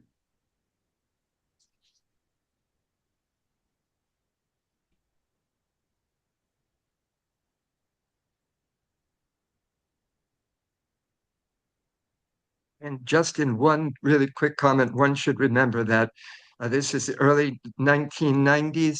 Until the early 1970s, a woman in the United States could not open a bank account without it being co-signed by a father, a brother, a husband, until the early 1970s. So let's, keep some perspective on how the rights of women have unfolded over the past half century or so. Okay, so I know that in Israel and in Egypt and in some other countries, family law is different depending on your religion, and that might be the case in whatever legal system they're using in Palestine too. In other words, there are different laws for marriage and divorce and family custody and stuff like that for Muslims as for Christians.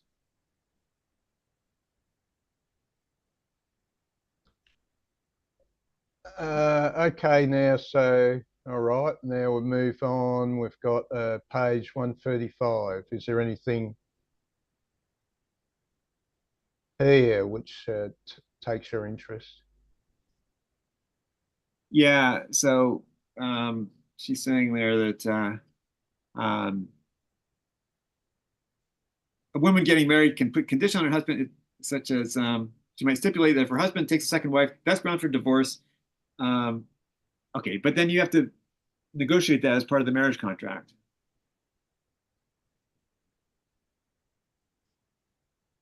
We have a big problem with battered women. The Quran permits a man to beat a woman. Women here are taught that they can be slapped, even the Christians. It's part of Arab culture. And to what Victor was saying, that was something people would joke about in American culture maybe, 100 years ago, about beating your wife. Okay, Mana has something to say. Yeah, just real quick, as a Middle Eastern woman who lives in the US for most of my life, I just wanted to add actually to the point that I guess this slide is saying. Sometimes the cultural differences can be confused with the religious information. And just like Christianity and a lot of other religions, depending on who's reading it and how it's being translated, and when we even are in time of, you know, the progression of the particular culture or whatever the case may be. I just wanted to kind of put that point out there, because too many times I get dismissed with what I want to share, that, oh, no, that's just what Islam is, or no, that's just what all of Middle East is. So I do appreciate the way that you guys are having these conversations to just kind of try to differentiate between some of these differences, because it can be confusing, especially if people haven't lived in that part of the world that's so complex, that has such a long, you know, historical, like there's just so many so much history there and so many complexities and all the different issues. I'll be brief. I just wanted to add that. So thank you. Oh, thank you very much. Here's a point that would give it some context. 5 Muslim nations have had either women presidents or women prime ministers. Kyrgyzstan, Pakistan, Bangladesh, Turkey, and Senegal. So this whole notion of, and you have, for instance, Algeria, the lion's share of the judiciary in Algeria from the era of the secular rule are still women. And believe it or not, in Iran, for all the everything that is being visited on women in Iran, 55% of graduate students in Iran are women, and 51% of university students are women. So what you know from what you read in the American press about anywhere in the world is almost uniformly a caricature that bears no relationship to reality. Now, am I announcing, you know, that I think the Iranian regime is a desirable regime? No, not in any way. But our understanding of it is nil. Americans know nothing about the outside world, and they know even less about the Middle East and the Arab states. Can I just add one more comment about the slide that was making fun of the fact that they can have multiple wives? Oh, that was the humor right at the end. Okay. Yeah, that was page 141. There we go. Still one of the boys. Okay. One wife's out visiting family or something, and the other wife is sick. I suppose I'll have to go out and get another wife so I can have lunch. So what I've always found interesting, not that I'm in support of multiple wives myself, and also, again, it's another cultural example that in some countries, the majority of men will never dare taking on another wife, even though they're allowed. Not just because it's shunned upon with society, but also they have to prove that financially and every other way that they can support the second wife that they would bring on.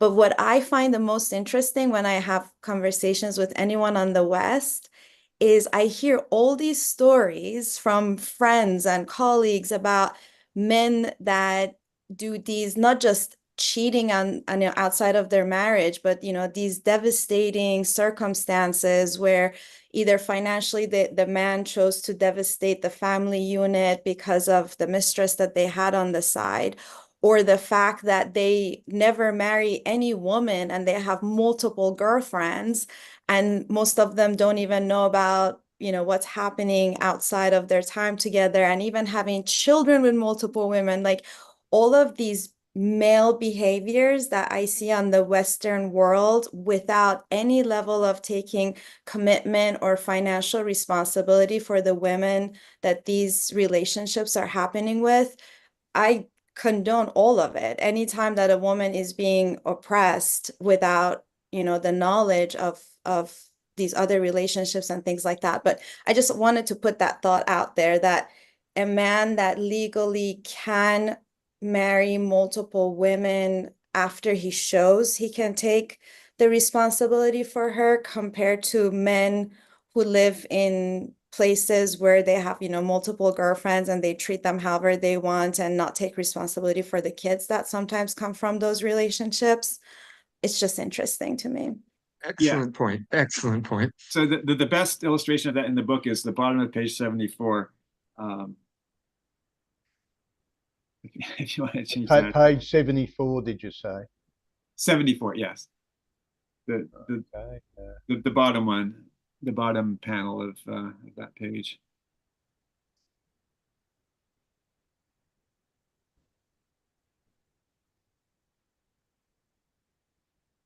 Okay, 74. So they're so this is a guy that that he meets and spends a lot of time with, and they're driving from one town to another. Yes, this one. The conversation in the car here. Okay, I don't understand your way of living in the West, all those drugs. Yeah, I don't understand myself, all those drugs. I haven't taken any hard drugs in my life. Anyway, I don't understand your values. I have a girlfriend here, but I respect her. We don't do any bad things. In the West, we don't think of, okay, he's replying, is in the West, we don't think of sex in terms of bad things. I admit to him, however, I am currently emotionally dysfunctional owing to a recent catastrophic sexually open relationship. And he goes, see? And then he replies, yeah, but we have difficulty with the role of women in this part of the Muslim world. For instance, the fact that so many women are covered up. But this shows we respect our women and it keeps us from having bad thoughts about them. But in the West, we'd say there would be the problem of men. But why is there so much rape in America? Okay. If I skipped any profound parts, let me know. No, the other parts of this conversation with this guy are on completely different topics. Looking up the top, okay. Or Khaled says I ought to come with him to Calandia. We wait off the square to maybe get a cheaper taxi fare. Khaled doesn't want to stand where the soldiers on the rooftops can see us, and every time a Jeep goes by, he walks away from me. Finally, a taxi with 2 places free pulls up. If the soldiers stop us, don't say we were talking about politics, but we've got at least 40 minutes, and I get Khaled's opinion on many things. Hamas is not a true Islamic party because they abdicate violence. The Popular Front has some good people in it, but they don't support the peace talks. Well, I don't think the Israelis want peace, but it's important for us to try. Okay, that's that bit. Well, let's talk about that because this is finally getting to some really essential questions about Israel and Palestine.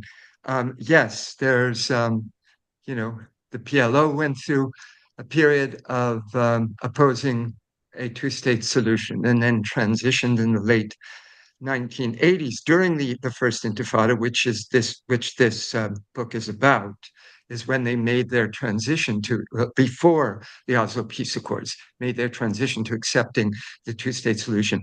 Hamas has accepted the two-state solution and has repeated it recently that if Israel were to withdraw, they would lay down their arms, okay, in exchange for a Palestinian state on the West Bank and in Gaza. That has been very recently. But as far as the desire of the Israelis to have peace, you had the Oslo Accords, which is very shortly after this book was written, and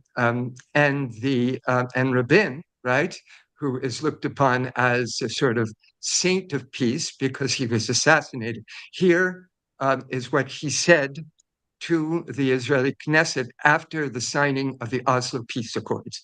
We are not talking about a state. we're talking about an entity that is less than a state. Okay, and when there was finally, a so-called serious series of peace talks in the late 1990s and the early 2000s, when Clinton was still in office, just before he left, the offer was for a West Bank that was entirely encircled by Israeli troops, that would have no control over its trade, over its borders, okay? And therefore, it was not a state. So Israel has never offered a state, has never offered a two-state solution, has never offered a peace that is viable, and that is why it has not occurred. And as for Daniel, who spoke about not liking Netanyahu, Okay, you've made your Netanyahu's been the points. prime minister Victor, for you've made your 18 point. of the last You've made your 28 point, years, Victor. which indicates that there is no peace camp in Israel that is left. 500,000 Israelis have left since October the 7th, 1 million left after 2001 when the second Intifada began. So there is no peace camp in Israel. Yeah, actually, I thought it was interesting reading this book. How many of the characters in it say that they were optimistic about. They had some level of optimism about the peace process. Like this guy right here in this panel. He says, "I don't think the Israelis want peace, but it's important for us to try." So if you read the Hamas charter from 1988. It starts by saying that we've tried various methods to liberate our land. We tried Arab nationalism and various ways, and they said these have all failed. The only thing that's going to work, according to the charter, is violent resistance, inspired by Islam somehow. So they do make it very clear that they are Hamas. This is just like 4 years before this this visit that this guy made that they wrote their charter. The Hamas made it very clear that they supported violent resistance because the other things were just not working. Okay, well, this was Okay. the beginning of the peace process, the very, very beginning of. So there was a lot of optimism, in spite of the skepticism he's expressing about the Israelis. There was a lot of optimism. There was a feeling of historical possibility. Then Rabin was killed, and he was killed by someone who was a follower of Netanyahu, and Netanyahu's party was created by those who had absolutely no interest in sharing the land. And this is essential to understand the conflict. At the time of 1948, the Mizrahi Jews, right, who lived in the Holy Land before the arrival of the victims of the pogroms or the victims of the Shoah, they together with the settlers who were arriving and buying land, owned only. This is important. This is important. This is important. They owned only 6. This is important. This is important. They owned only 6.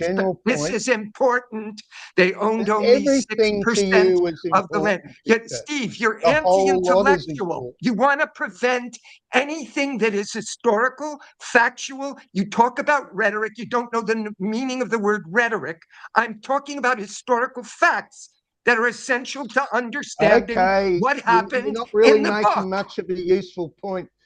Daniel has his hand up. We'll let Daniel speak. Okay. 6% of the land was owned by the Jews before the formation of Israel. The rest of the land was stolen. We'll let Daniel speak, please. It was ethnically cleansed and stolen. Once again, I mean, it's such a one-sided history. It's. I'm only doing it because I think Victor sounds like he's knowledgeable and has read things. It's very selective. He picks and chooses, and the only reason why I'm trying to say this is very controversial what he's saying. It's not mainstream. Americans don't know shit. Only a few people like Victor who are well-read and educated. Nobody else knows. So all the newspapers have no clue. But let's forget the rhetoric. For example, the fact is that at Camp David, Barak was ready to accept peace and accept Clinton's proposals. And Arafat, and there's reports, and there's multiple reports that Arafat didn't counter propose anything, and all he wanted was one thing, what he called was the right of return. So the right of return means that 7 million, or whatever the numbers were, 5 to 6 million at the time, Palestinians can come back to Israel. And that was a sticking point. Nothing else mattered to him. Clinton offered money. He offered even to split Jerusalem into a Palestinian capital and an Israeli capital. He wasn't interested except for the right of return. So again, there's two sides to every story. That's all I'm trying to say. Okay, and I want people to be aware of it. That's all. But Okay, that's you've made your point. like that's. I mean, how is that different? Like, how does that contradict anything that Victor said? I thought everybody knew that the PLO has always insisted that anybody who lived in Israel in 1947 but was forced out should be allowed to move back. Well, okay. The point is whether they were forced out. That in itself is a debate, okay, and that's not clear that they were forced out. A lot of them went voluntarily, hoping they'll come back. Yeah. So there's different histories here. So, and that whether it was, I think, somewhere around 500,000 Palestinians. Victor said 750. He may be right. Some people think it's less than that. Well, Let me finish with. They're now multiplied to about 7 million people, and not 7, two in Gaza, and let's say in the West Bank, another 3.5, so 5.5 million. Arafat wanted the right of return, and now it's another issue. Okay, Israel is what's considered a Jewish state, and if the right of return is given to all Palestinians, it will not be a Jewish state anymore. Okay, I take your point there. That's a good point. And that was the issue, and that's all Arafat cared about. He didn't care about anything else. Whether he really wanted peace or not, who the hell knows? Well, I mean, that's not correct to say that that's the only thing he cared about. He did care about other things, but I think it is. I think you're right in the sense that this is the thing that the Israeli government would not accept, right? Well, they couldn't under the present circumstances. Yeah, Victor can actually unmute at the moment if he wants to.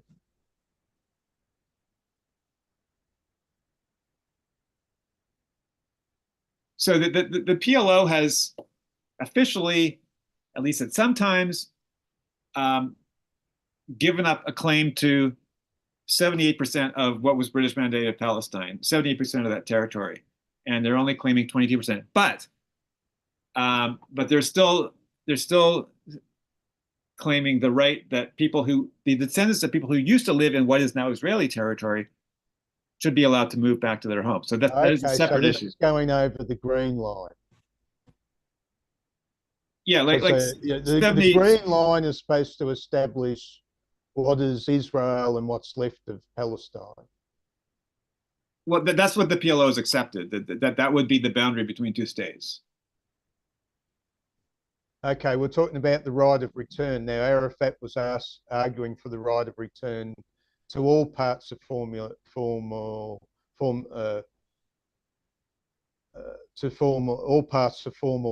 Palestine, or what was the former Palestine? Yeah. Well, it was whoever was not allowed to return to their homes by the state of Israel should be allowed to return to their homes. So going right back to the beginning, going back to 48. Yeah. Okay, Daniel had his hand up first. So Daniel, if you want to say something.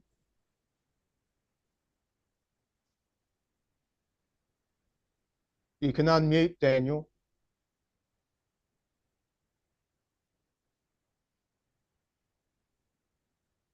Okay, Victor can say something. You can unmute, Victor.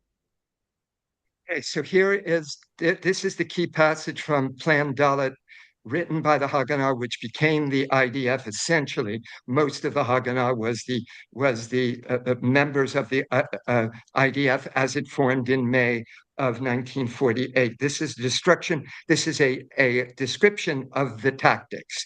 Destruction of I was villages. first, and I was Setting cut. unmuted. I Let me couldn't speak, mute. I please, was Daniel. muted. Daniel, I'm speaking. Can you I was mute him, muted. please?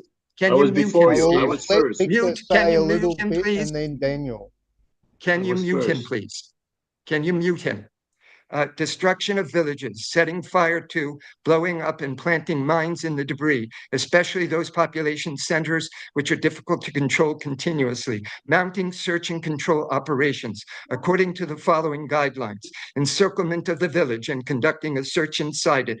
In the event of resistance, the armed force must be destroyed and the population must be expelled outside the borders of the state. It is the key passage which is cited by the Israeli historians Ilan Pape, Tom Segev, Avi Schlein, and even Benny Morris. Okay, so this is the history as opposed to the account that Daniel gives us, which has no foundation whatsoever in history Okay, or you've fact. made your point, Victor. We'll let Daniel reply. Okay. I'm gonna make one point that it's a minority. Victor's position is the real minority, far out. No, it's not. Let me finish. No, let him go on. Why don't you mute him while I'm talking, okay? You muted me and I couldn't talk. So it's a very, very minority opinion and it's not factual. So, but what I'm proposing is we're not going to resolve the history. And it's not going to be resolved. It's characterized and misinterpreted on so many levels, and probably on my part too, to some extent. Okay, clearly there's a bias of Victor, and I don't want to get into name calling, but there's a strong bias, I feel, and he's called me a member of, I don't know, some organization, God knows what that is. And so the point is, let's go past the history and talk about what's happening today and what kind of regime Hamas is today. Now you can say, well, they were pushed into it. Okay, they're still a terrorist organization. What they did October 7th is inexcusable. What's happening on the West Bank with the civilians being hurt in a war which is inevitable. The statistics are actually quite low compared to almost any other war, whether in the US and in Iraq. When they bombed Baghdad, who knows how many civilians died, in Afghanistan. So it's really proportionately, Israel takes care to into consideration civilians. And I think Yeah, I do believe let me right. finish one point. There's a big argument today within Israel whether there should be a ceasefire or not. A lot of Israelis are very pro ceasefire, and let's end and move on. And Netanyahu and his cronies, who I don't like, are very, very adamant. So the question is, what do we do now? It doesn't matter what happened in 48 anymore, to some extent. It doesn't matter what happened in 67. Okay, I think my history is right. Victor has his own history. I mean, so we can debate this forever. What do we do now? And that's an excellent point. Yeah. Do we vie for peace or some solution? I'm optimistic. I think there is hope, contrary to most of my friends. And if there's a will, there's a way to do it. Let's figure out how to do it. So I sort of side with what Biden has tried to propose, at least to move on past the horrors that are going on now. And going back to history is not going to solve anything. Okay, thank you. So what do you think's presently on offer? What's the idea? Let's debate. I mean, I don't trust Netanyahu, and because as long as he's concerned with maintaining his power, you never know if his decisions are really objective and ideal. So it's always colored by his own needs. And, very similar, in my opinion, to what's happening in the US with one candidate who's very concerned about maintaining power. And so is Netanyahu. But a lot of Israelis say we have to make ceasefire, and most of the world think that Hamas is an illegitimate regime and should be somehow eliminated and gotten rid of. How you get rid of it without killing more civilians is very difficult. I don't have the answer. I'd make this point that the case is Gaza, and this is keeping Gaza as a separate issue from the West Bank, that Gaza, Israel declared war on it. Gaza was in a position to surrender and thereby preserve the death of innocents and the destruction of property. But they don't do it. Hamas will not do it. Hamas is there to push its position. Okay, there's one in the Sorry, my grandson is crying in the background. Sorry. This is the thing that this is the opportunity for Gaza to go somewhere which might be productive. They're not going to do it with Hamas. So unfortunately, they need to be rid of Hamas if they wanted to get anywhere productive. So if we want to, okay, I don't know why Victor didn't refer to this, but this is a natural place to refer to it in the book. Page 225 is about. Okay, yeah, I don't have that volume. The Nakba. Oh, you don't have the full edition. No, I just got the volume 1. Because the meeting's on the volume 1. So okay, the artist has gone on further and gone into more detail in the further volumes. Yeah. But how many chapters do you have there? I just had up to about page 145 or something like that. 44. Okay. Yeah, so there are 9 chapters, and okay, so the last one you have was about the women, so that would be chapters 1 through 5 that you have. If there's sufficient interest, perhaps we can do part 2 in a future meeting. Can I respond to what Steve said and what Daniel said? Okay. Steve spoke about Israel declaring war. Under international law, Israel is the occupier of Gaza because Gaza is encircled. Okay, there have been rulings by the International Court of Justice, which is the highest international court on this issue. An occupier has no right under international law to make war on an occupied people. No right whatsoever under international law. They weren't exactly occupied. This is all these definitions. But it's the law. Gaza it's wasn't the law. Fully occupied. It doesn't matter how you interpret it. The law is the law. Occupation.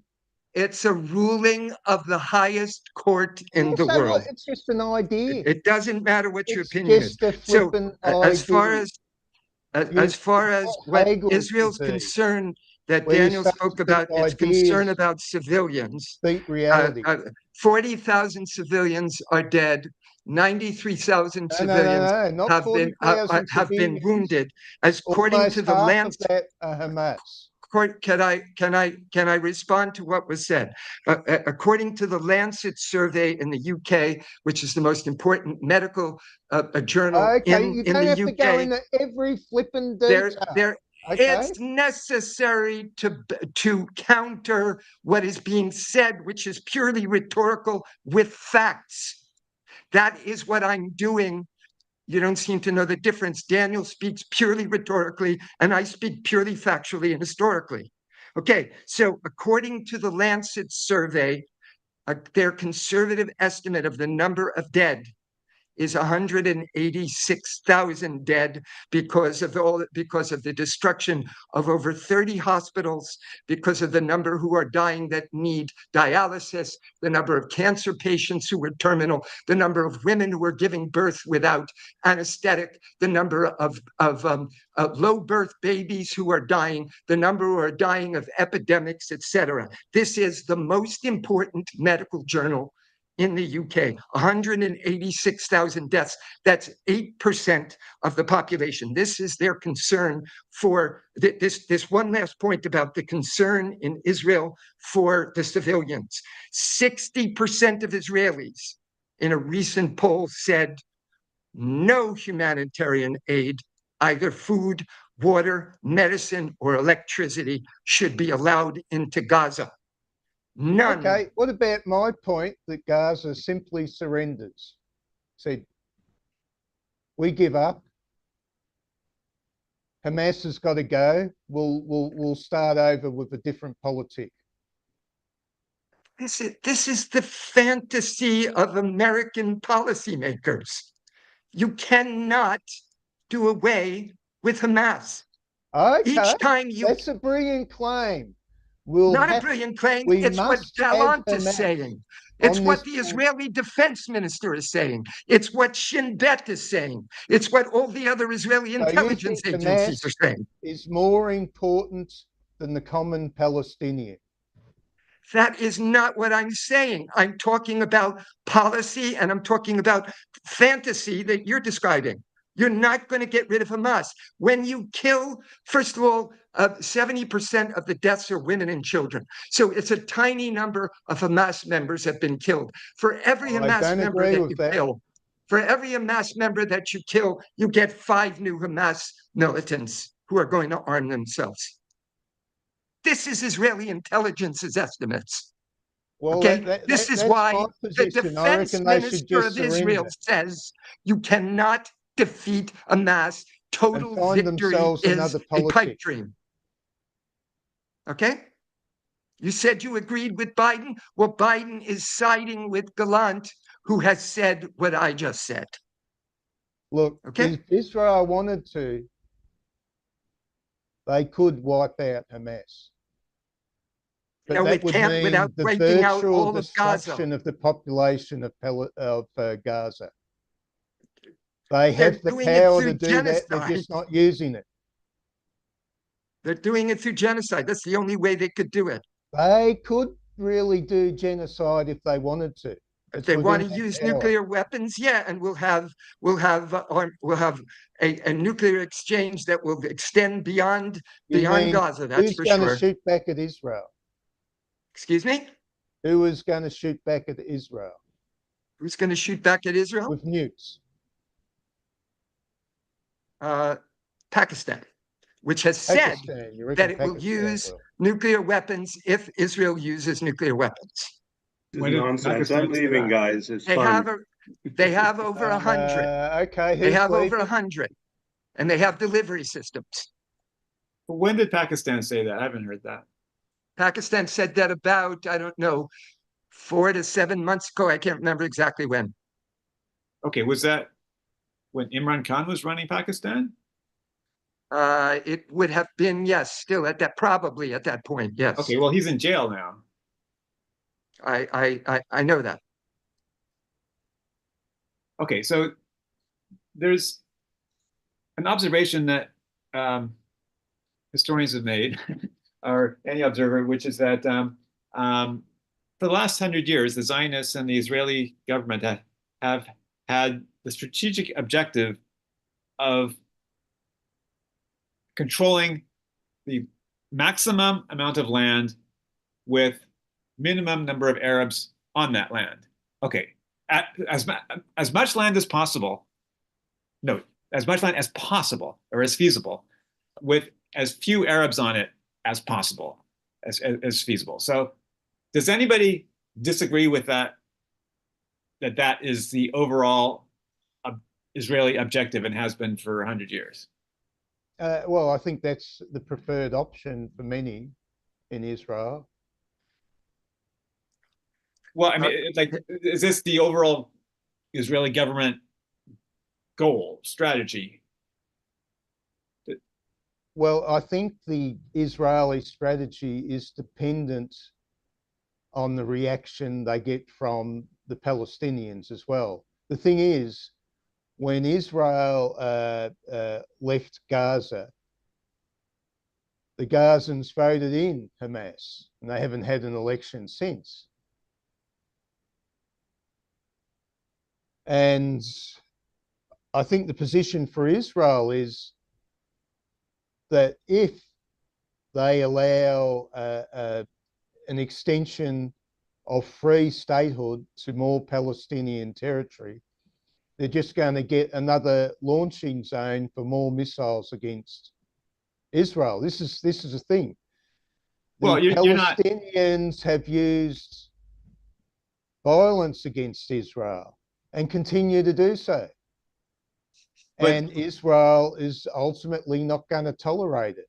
Yeah, okay, but okay, for one thing, the government of Israel, either directly or indirectly, controls all of what was called Palestine under the British.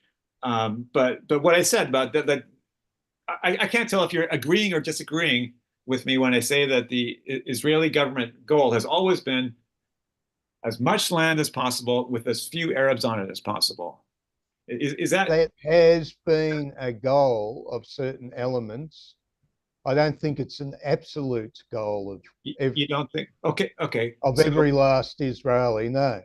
No, okay. The UN, the No, UN I'm not saying decision- every last Israeli. I'm talking about the government itself. Obviously, the people are going to have different individuals and different opinions, but the UN decision in 1947 called for Israel to have 55% of the land of the British Mandate. They seized in 48, Okay, we 77, can't go into every bit of 70. history. Me say something factual.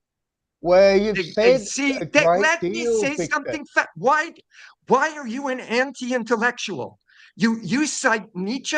Nietzsche is a perspectivist. He wants to hear every facet of the issue. And to I think you're understand being this, very you have to know emotional, Victor. history. You don't know the Being history, and very I'm giving it. idealistic. 55% was the allotment. They seized 77%. At this point, as Peter said, they now control all of historic Palestine. Okay, in All of it. 47, the Arabs attacked, didn't they? They The didn't Arabs accept the attacked partition. after Wait. 300,000. Israelis The accepted Arabs it, attacked the Arabs after didn't. the Arabs attacked after 300,000 of the 750,000 Palestinians who were removed from their land were sent into the neighboring states. Okay. Israel started the war, and the Arab states responded Wait. with what is called in history the phony war. There wasn't Look, any Victor, serious we have to forces understand what Stephen of said.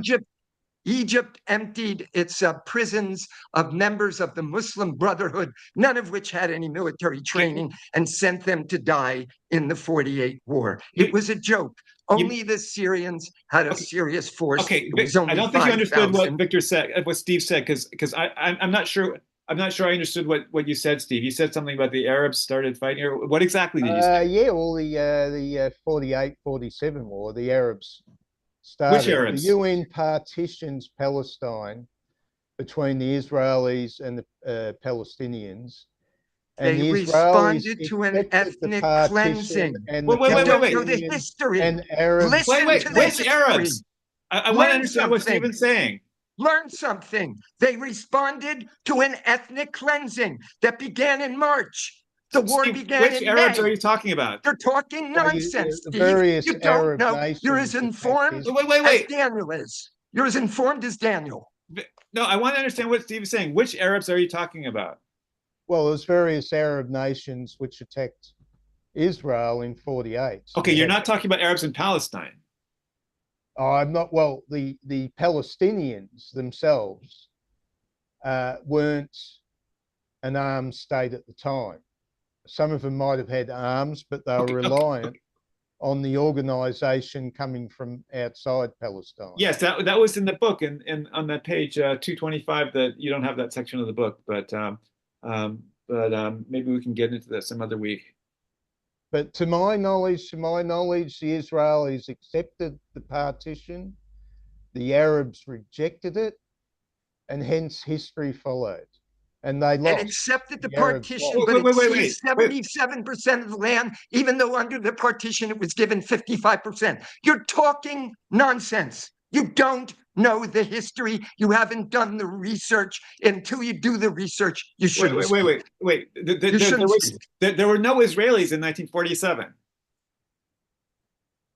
The Israeli state didn't come into being until May of 1948. Zionism began as a movement in 1882. The first Zionist Congress was in the 1890s. I know There that. were I know settlers that. coming in I know that. in response to the pogroms in Russia I know and that. Poland. I Then know there was that. the Balfour Declaration. I know that. Then there was the Shoah. I know Then that. there was a massive influx of Jews who were victims of the Shoah. And in their state of mind, which was that of PTSD, suffering from the Shoah, they were willing to do anything, including what before the Shoah had been done in the Third Reich controlled Europe, which was the placement of the Jews in first open ghettos, then closed ghettos, then ghettos of extermination before the death camps were created. That is what Israel did to the Palestinians. The whole history of Eichmann from the late 1930s until 1942 has been visited on the Palestinians. Okay. Furthermore,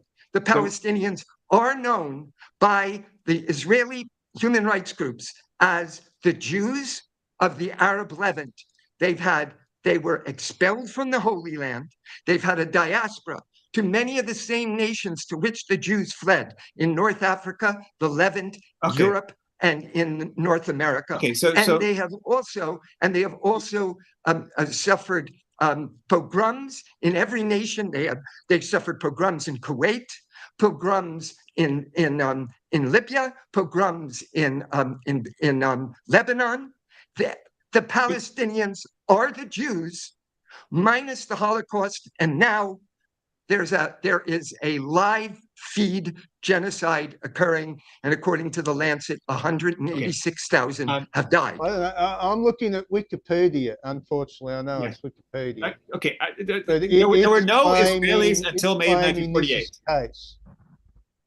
But there was a plan to expel the Arabs already in the 1890s. Jewish Agency for Palestine accepted the UN partition. The Arab Higher Committee and the Arab League and other Arab leaders and governments rejected it.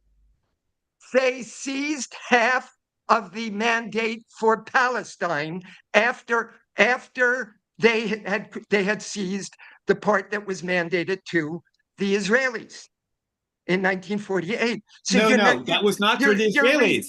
There were no Israelis. You're repeating Israeli Hasbara. There were no Israelis. There were no Israelis until May of 1948. What? There were no Israelis until May of 1948. There's no no Supreme Israeli until that time. Jewish Agency for Palestine. Yes, there was that. That existed. But Israelis did not exist because the state of Israel did not exist until May 1948. Of course not, but we're talking about you're talking about Zionism. You can't, I'm not even using the term, but Peter, you keep talking about Zionism. So Zionism begins in England, really, amongst the Christians in England who want a return of the Jews to the Holy Land for a fulfillment of biblical prophecy. Then there's 1882. Then there's the end of the 1890s. Yes, then there's the Balfour Declaration. Then there's a beginning of mass migration from the Poles and the Russians. Then there's the Shoah. Then all of these victims who are in this state, we have to fight, will do anything to create the state. They do to the Palestinians what had been done to the Jews by Eichmann in the late 30s and early 40s. Open ghettos, then closed ghettos, then ghettos of extermination. It's the same history. The point is, it's the same history. The agency accepted the partition plan. They said they accepted Arab groups didn't. Their plan was and now fact. They then seized half. They then seized half of the territory that was allotted to the Arab Palestinians. No, after they had ethnically cleansed about 85 to 90% of them. So you're talking nonsense. Look, you're talking nonsense. The Jews won. This is the point. Most of the people in Palestine, most of the people who lived in Palestine in 1947 did not want a separate Jewish state be carved out of Palestine. Most of the people in Palestine in 1947 wanted Palestine to be an independent state fully as it was, with the same boundaries as it had under the British. Of course. Of course. Why would they want someone to But steal nobody their said land. that. Nobody said that until I said it. Nobody Well, here but said that's that until I obvious. said it. That's obvious, Peter. It's not obvious. It's not obvious to everybody. I mean, you and I know that, but what Stephen was reading wasn't actually saying that yet. But maybe he didn't get around to it. Well, it's just No, saying but that the Arab groups Steve kept rejected making the point about the acceptance of the partition. UN It was not partition. accepted. They took half the allotment for the Arabs after ethnically cleansing 85 to 90% of the population within so-called Israel proper, beginning in May of 1948.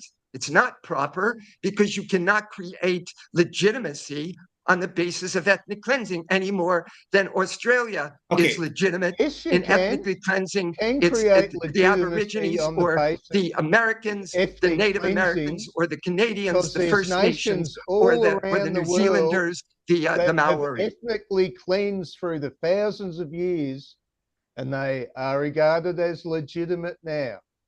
The Anglo-Saxons ethnically cleansed England, and people think England is a legitimate nation. Is that true or false?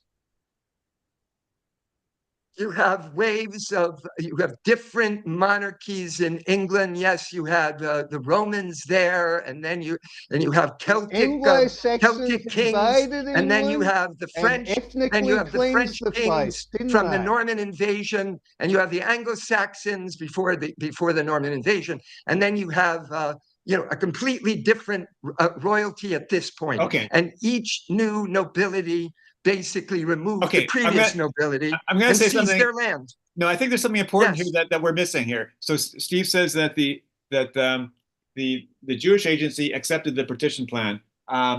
Okay, so then, in May of '48, they had the Declaration of Independence of the State of Israel, and they said, oh, we're going to accept all the principles of the United Nations. We're going to have no discrimination by religion or race, but the point is, the state of Israel did not keep to the boundaries that were in that partition plan that they supposedly accepted. And also, they did not allow the Arabs living in that territory that they're controlling, which were a little over half the population. If you look at the map right now, a little over half the population of what we see on the map now is the state of Israel. In 1947, more than half of them were not Jewish; they were Arabs. And as Victor said, 85% or 90% of them were ethnically cleansed by various means, either driven away to the border or they fled and were never allowed to return. Like, it is completely uncontroversial to say that the Israeli government never allowed most of those most of the non-Jews who lived in that area under their control, never allowed them to return. It is controversial about how they left, how they fled, how they were forced out, and there are different proportions. But it is completely uncontroversial to say that the ones who were outside were not allowed to return. And there's a guy I know who he was studying at the university here in my town in Berkeley in 1948. He was a Palestinian. He's fully intended to return. And okay, so this happened, and so now this Jewish state became in control of where he lived, and he was told, well, you're not Jewish, we're not going to allow you to come home. So he's still in the area, he's still alive, he's still in California. Their houses, they can't go back because their houses were flattened. The land is no longer has the same land use. The main place where Arabs and Jews lived together in Israel is Haifa. So that housing remained intact. And then there were the towns in the north of Israel near the Sea of Galilee. Those villages were left intact because they did not resist. Okay, so but they had to live under martial law till 1967 in an apartheid state, not receiving 66. the same services. No, that regime ended in 66, not 67. 67 is when the martial law came to an end. In 66, I thought. You're saying 66. 1966 is when the Palestinians who were living in Israel, who were citizens of Israel, I guess, said that they were under martial law until 66. 66. Yes, I mean, it's basically near the end of 1966. Yeah, so there were about 7 months.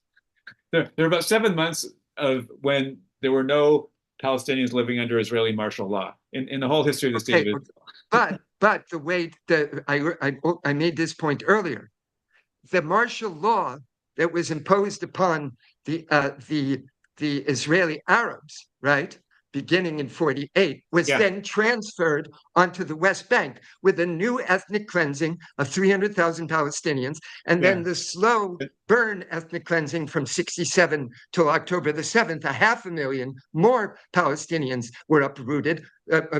Before the settlers started seizing the land during this conflict since October the 7th, Israel already had 61% of the land on the West Bank. It's endless ethnic cleansing going on. Wait. But Israel controlled all of the West Bank. So what is this with 61%?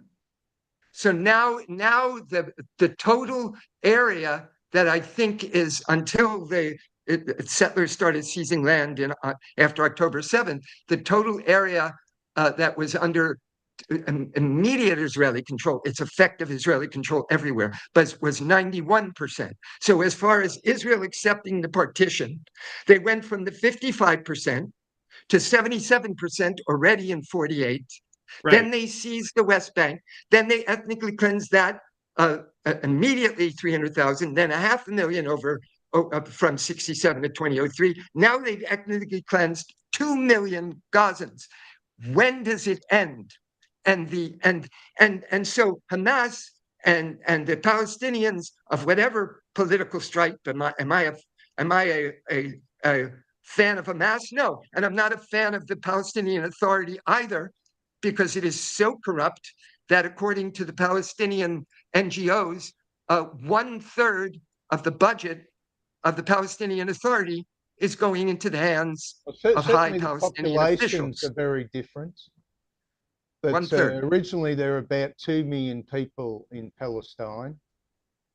Now, if you look at the population now, what is the population now? We're looking at. Wait. What do you mean originally?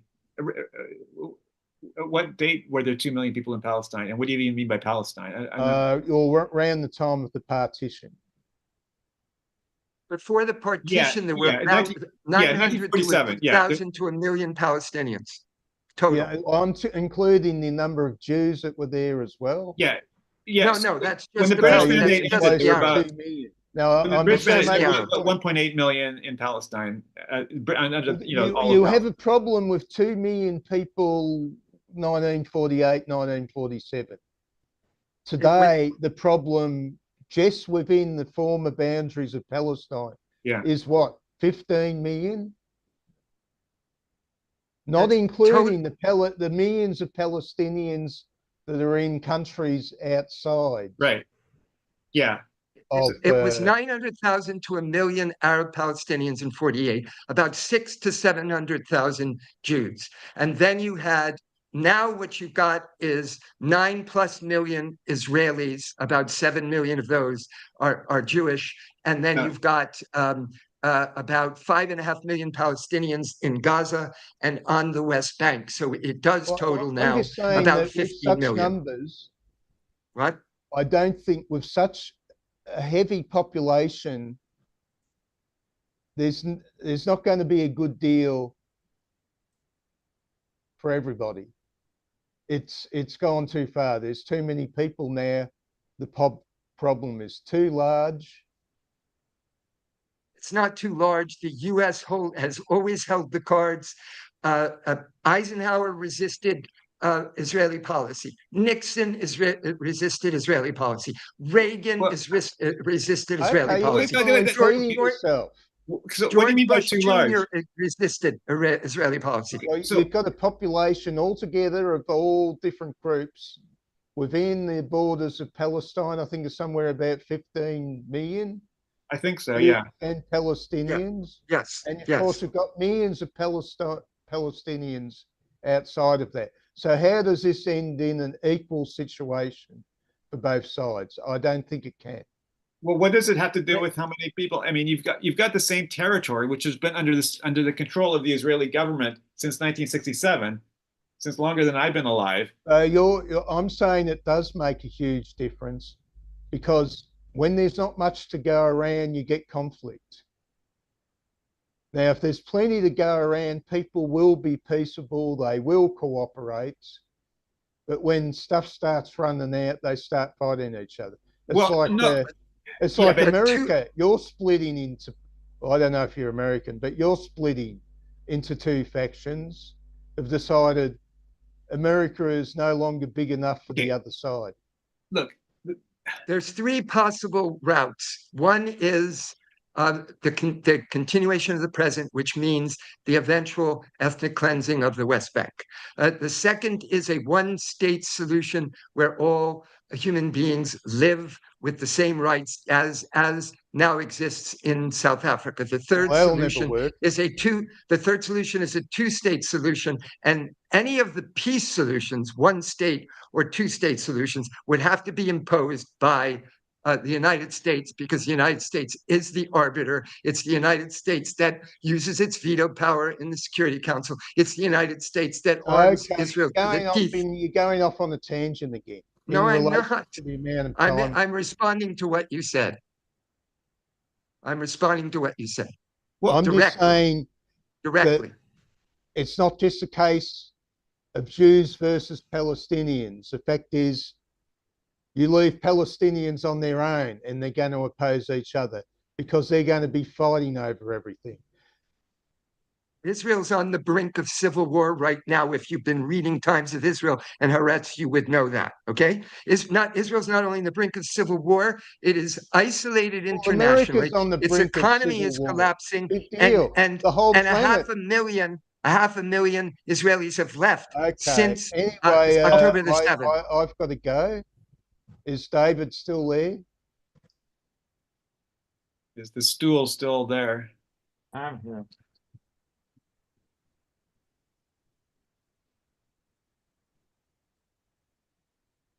I was responding directly to you, Steve. You're talking about you can't do it. It's 15 million people. Victor, so I responded. Your method of argument is not one that's conducive to general understanding. You've got a whole load of fixed, rigid positions, and you're going to tell us an entire encyclopedia in an amount of time that we can't cover it, right? Yeah, and you never referred to the book. I started out by saying I read the introduction by Edward Said and part of the beginning of the book, and that is it. That is it. I started out by saying that. Okay, you could have cited a page number we could look at and told us, read this, because this is important. But you never did that. I cited what I had read at the opening of the discussion, which was not much beyond Said's introduction. I cited that. I said that. Cited, okay, but you never cited a page number. Well, you're the one who read it. As soon as you introduce a page to me, I can comment on it, and I did at length. As soon as a page was actually read out loud, I commented on it with specificity. I'm going to leave. Thanks a lot, David. What's on for next week, Dave? Life of the Party. I'll send it to you on Facebook. Okay, thank you very much. Okay, thank you for all that. And okay, have a good time, guys, in our rapidly sinking planet. I've renamed the Titanic. It hit an iceberg and it's sinking, and nobody's noticed, except they're all fighting each other on the ship. But yes, thank you very much. And I might see you all another time. Bye.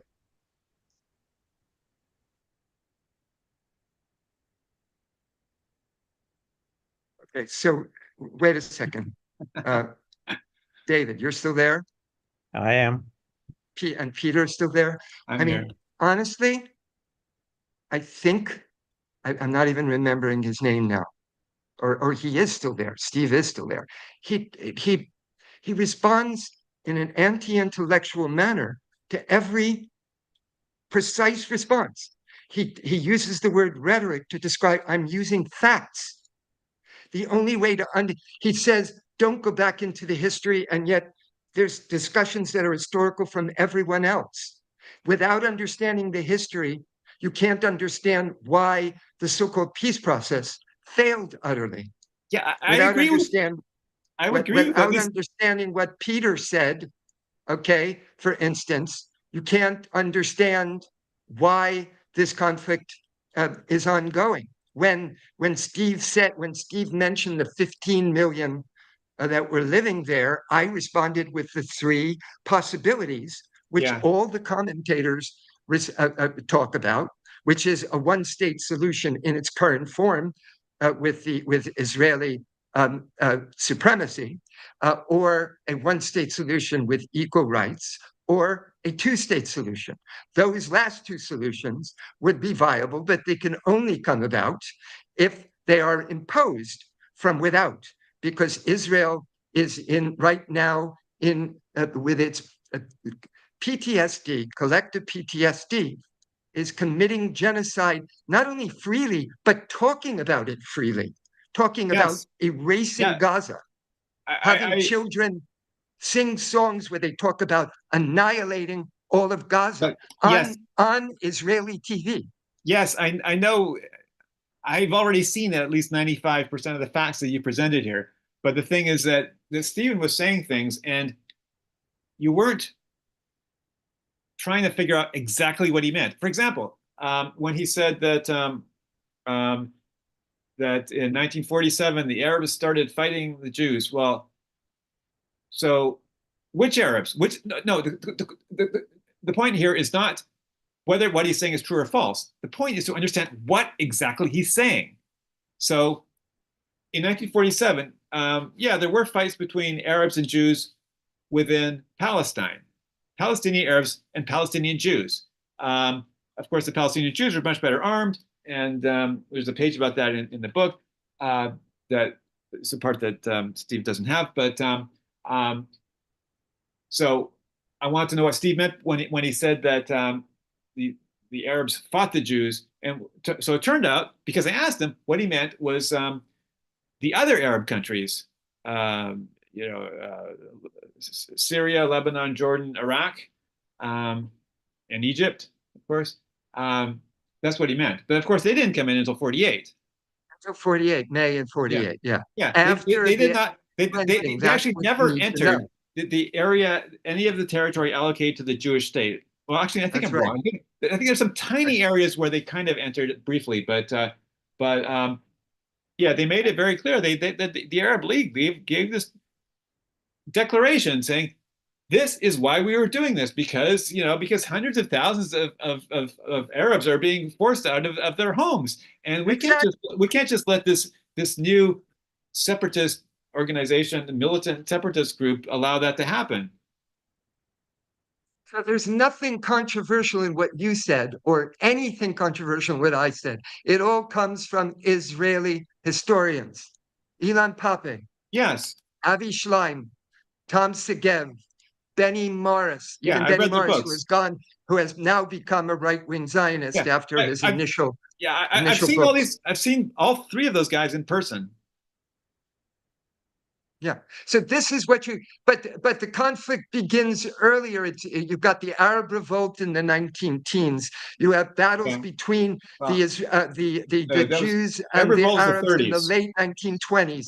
You have another Arab revolt in 36 or so. Yeah. Then you've got the partition plan. Why would the Palestinians accept giving their land to people that don't even own it? 6% of the land in the British Mandate was owned by the Mizrahi Jews and the recent arrivals. Okay, since how the much? 20s. Wait. How much of the land was owned by Palestinian Arabs? The rest of it. No, that's not true. The rest of it. That's not true. Oh, yeah. I mean, you had some British institutes, and you probably had, you had like Lutheran institutions No, most of it was state land. Jerusalem. No, look, most of it was state land. I just want to know if you knew how much of the. So you're talking about privately owned Jewish privately owned land. What was it? 6%? What was the 6%. percentage? What was the percentage of land that was privately owned non-Jewish Arab. You mean that is not things like city parks and national Okay. parks and national forests and land that is shared where you can graze on it, you know. Okay. Okay, But there's a let's simplify it to say that 6% was owned by the Mizrahi Jews and the more recent arrivals, mostly since the 20s, and the rest, for all intents and purposes, was in the hands of the Palestinians or a handful of British institutions or religious lands or state-owned land that's parks and so forth. Yeah. well, okay, well, no, there's a map here. This is from 1945. I just put this in the chat. Okay. So it's showing you the different districts. Green is land owned by Arabs, red is land owned by Jews, and white is public and other land. Okay, it looks like in every district that there was more Arab-owned land than Jewish-owned land. By far, overwhelmingly. Well, By no, far. not in every district. For example, in the I Haifa mean, district. you have the history of Jews having No. lived Look, for I'm going by. centuries Are you in looking? Are you looking at Jerusalem this? and in Are you looking at Hebron this? Are you looking at this for picture? centuries. You're not And looking at then the you picture. have I'm talking about the picture. and I'm talking about this picture. okay. In I'm Haifa, trying to open it. I'm in trying to Haifa, open it here. Hold in on. Haifa, 35% of in the Haifa district, 35% of the land was owned by Jews, and 42% by Arabs, and 23 was public land. Yeah, but that Haifa is a big exception. I mentioned Haifa before because that's the place where you still have in current day Israel, okay, but you didn't. You Jews said there are and no Arabs exceptions. living You said in every alongside one district. another. That's What? my point. Is you said that everywhere it was overwhelmingly Arabs, but Well, 35%. I would say that if 65% is owned by the Arabs, I would call that overwhelming. No, it's only 42% in the Haifa district. Okay, 42. Who owns the rest? It's 42% Arab, 35% Jewish, and 23% public and other. Okay, public and other, but public and other in a state which was essentially Arab until around 1920 in a British mandate that was essentially Arab until the 20s. Until then, you had a dribble So of what? You're missing my point. coming in from Poland and No, Russia. you're missing my point. Wait. You said that okay, so I have no reason to doubt that. That sounds about right to me. That 6% of the land in Palestine was Jewish owned. Yeah. Okay. Well, what percent of the land was Arab owned, and what percent of it was public and other?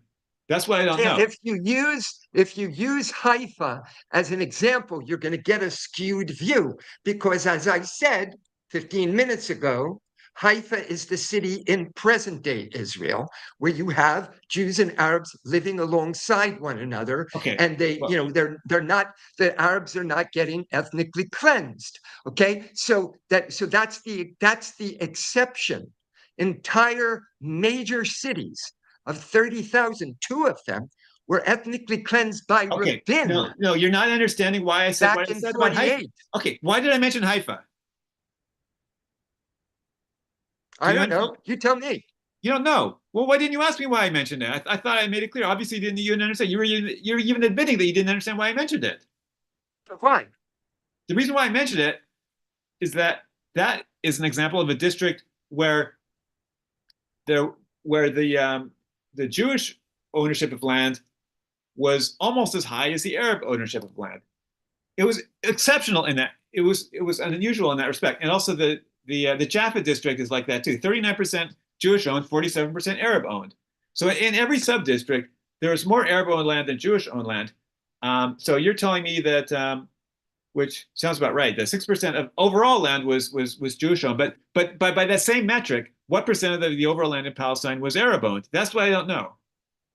Farmland was Arab olive groves. It was Arab citrus groves. It was Arab. That doesn't help almond answer the groves. question. That does not help answer the question. So it was overwhelming land superiority amongst the Arabs alongside. No, I want a number. Is that number available?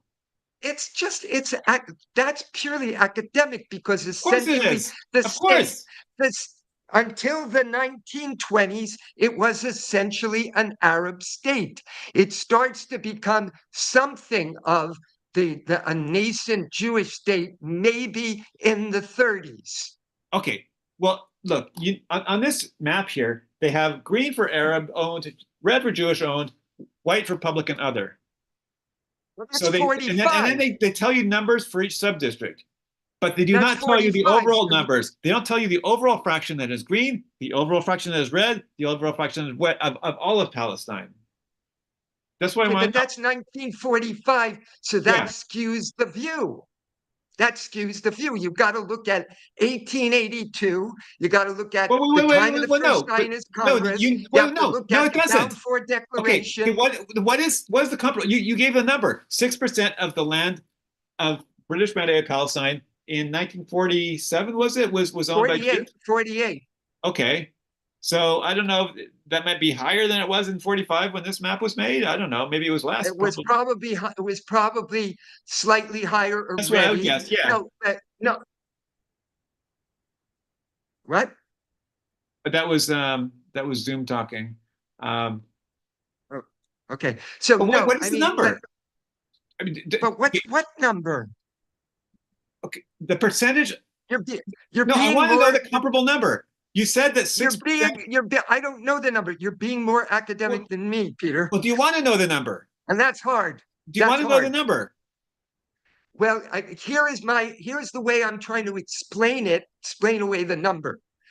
The state, the British mandate for Palestine was essentially, and well, it started really in the early 1920s, but the Jewish migration doesn't become significant until after Balfour until the 1920s.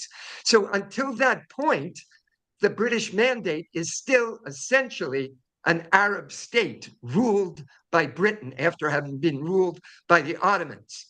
So then it builds up. More and more refugees are arriving from Poland and Russia, and then from the Third Reich. And then Yes, it I know really all that. starts to become a nascent Jewish state in the 30s, long before Israel is ever declared. And then you've got conflicts as well occurring, Okay. heating up in I know, 47. I know, but okay, Yeah. okay. So here, okay. Do you think it is important to understand what fraction of the people living in Palestine in 1947 was Jewish and what fraction was Arab? Do you think that is an interesting those are interesting numbers to know? Yep. You do. It's about 60-40 at that point. Well, no, 60 no, it's more in like 48, it's about 60% Arab and about 40% Jewish. no, Let me see. No, the Jewish percent was only like 33% or so. It's 900 to 1,000 to 1,000,000 Arabs, and No, it's no. 600 to 650,000 Jews. So the number of Jews is correct, but the number of Arabs I've read is more like 1.2 million. No. Well, we can look Not that in up. what I've read. Not in what I've read. Well, okay. So we're talking about the Arab population remains particularly in Haifa and in the northeast of Israel. Elsewhere, they empty.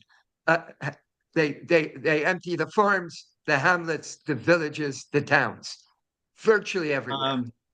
Okay, well, what is this? And that is how Israel gains the wealth that makes it into a Western nation today. Stolen land, and then 67, they not only they steal the entire aquifer on the West Bank, which then results in Israeli agricultural abundance in a desert nation. Okay, and then they also gain the natural gas and the oil, 525 billion worth, in the waters off Gaza and in the West Bank. So Israel's wealth just like the wealth of all other settler colonial projects like the US, Australia, Canada, New Zealand is through theft, land theft, Okay, well, theft of resources. That's how it well, happens. okay, this That's Wikipedia history. article, okay, I noticed that you're not citing anything, but I'm citing a Wikipedia article that agrees with numbers I've always seen, which is that there are about twice as many non-Jews as Jews in Palestine in 1947. So you disagree, you think it's more like Whose one and a figure half. is that? Whose figure is that? Okay, well, you saw what I put in the chat, right? No, whose figure is that? I'm willing to accept it. I'm asking you whose figure it is. Well, okay. Okay. Because the historians I've read have said 900,000 to 1 million, and 750,000 are expelled or flee. Most of them are expelled. Okay. I think what you read, now I think I understand what your misunderstanding is. I think there were you're talking about in the area that became the area controlled by the state of Israel by 1948. Okay, so what you're talking about is what? The total British mandate? Yes, the whole British mandate. Oh, so okay, but that's different. Those demographics are not in any way aligned. Yeah. I think you're right. There were 900,000 Arabs living in what became controlled by the state of Israel in 48, and I think you're right. All but 150,000 were not there for one reason or other by 2 years later.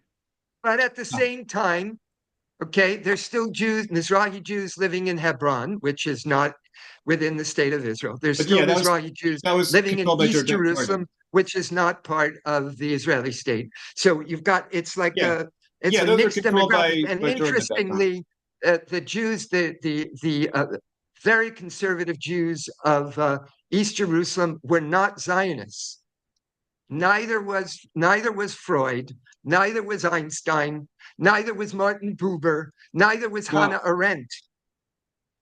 In fact, Zionism was not that important in the US until Leon Uris wrote Exodus. Okay, so do you think it is important that in 1948, only 6% of the land in Palestine was owned by Jews? You think it's absolutely essential to understand the origin of the conflict? Yes, clearly. Yeah, I think that's important too, but I also think it is important to give the comparable figure for the percentage of land in Palestine that was owned by Arabs. And I don't know what that is.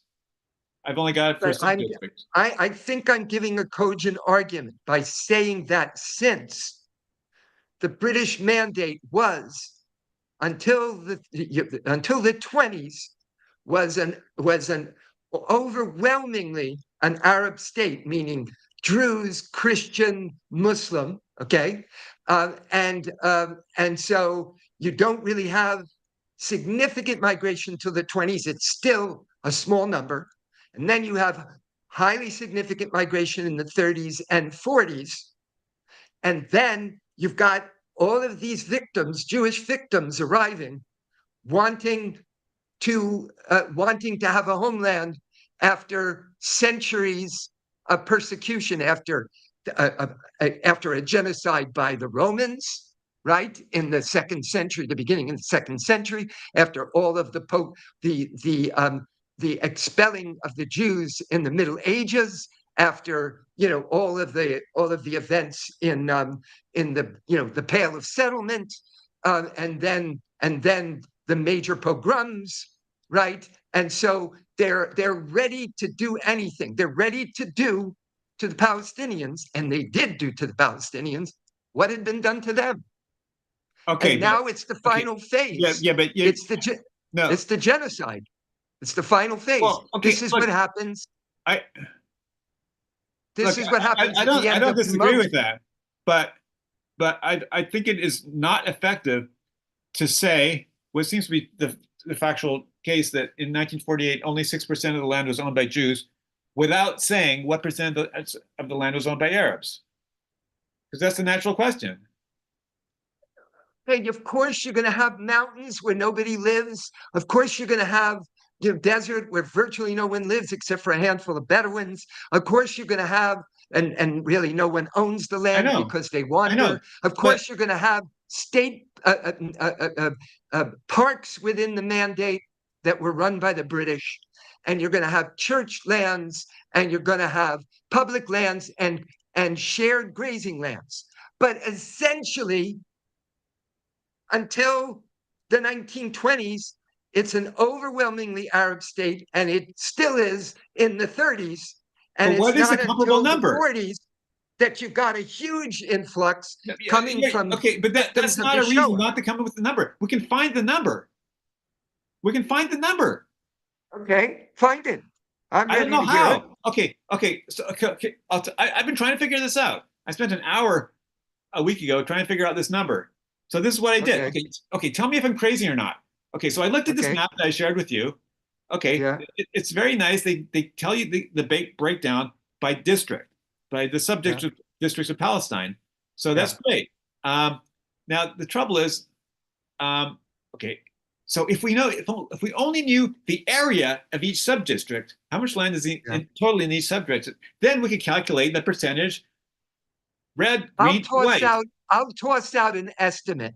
Given what you've said about Haifa, which is an exception and remains an exception, where Jews and Arabs live alongside one another within Israel, okay, that's highly exceptional. So using the example of Haifa, I would estimate, based upon the portion of the land that was probably in the hands of local parks and larger game reserves and landscapes that are protected, and shared grazing land and land owned still owned by the British, various cultural institutions and religious lands. I would give you an estimate of about 60%, meaning 10 times as much land is in the hands of the Palestinians within what became Israel proper, which amounted to a lot of theft beyond the partition. They're all Palestinians 60% here. was Palestinian. I'm just guessing. I bet they're all it's pretty Palestinians. close. I mean, they're all Palestinians here.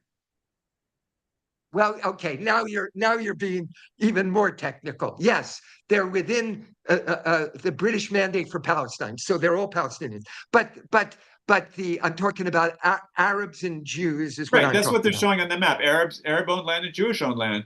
I would say 60% is owned by this is a guess, an educated guess. 60% is owned by the Palestinian Arabs, and about 6% is owned by the Jews total.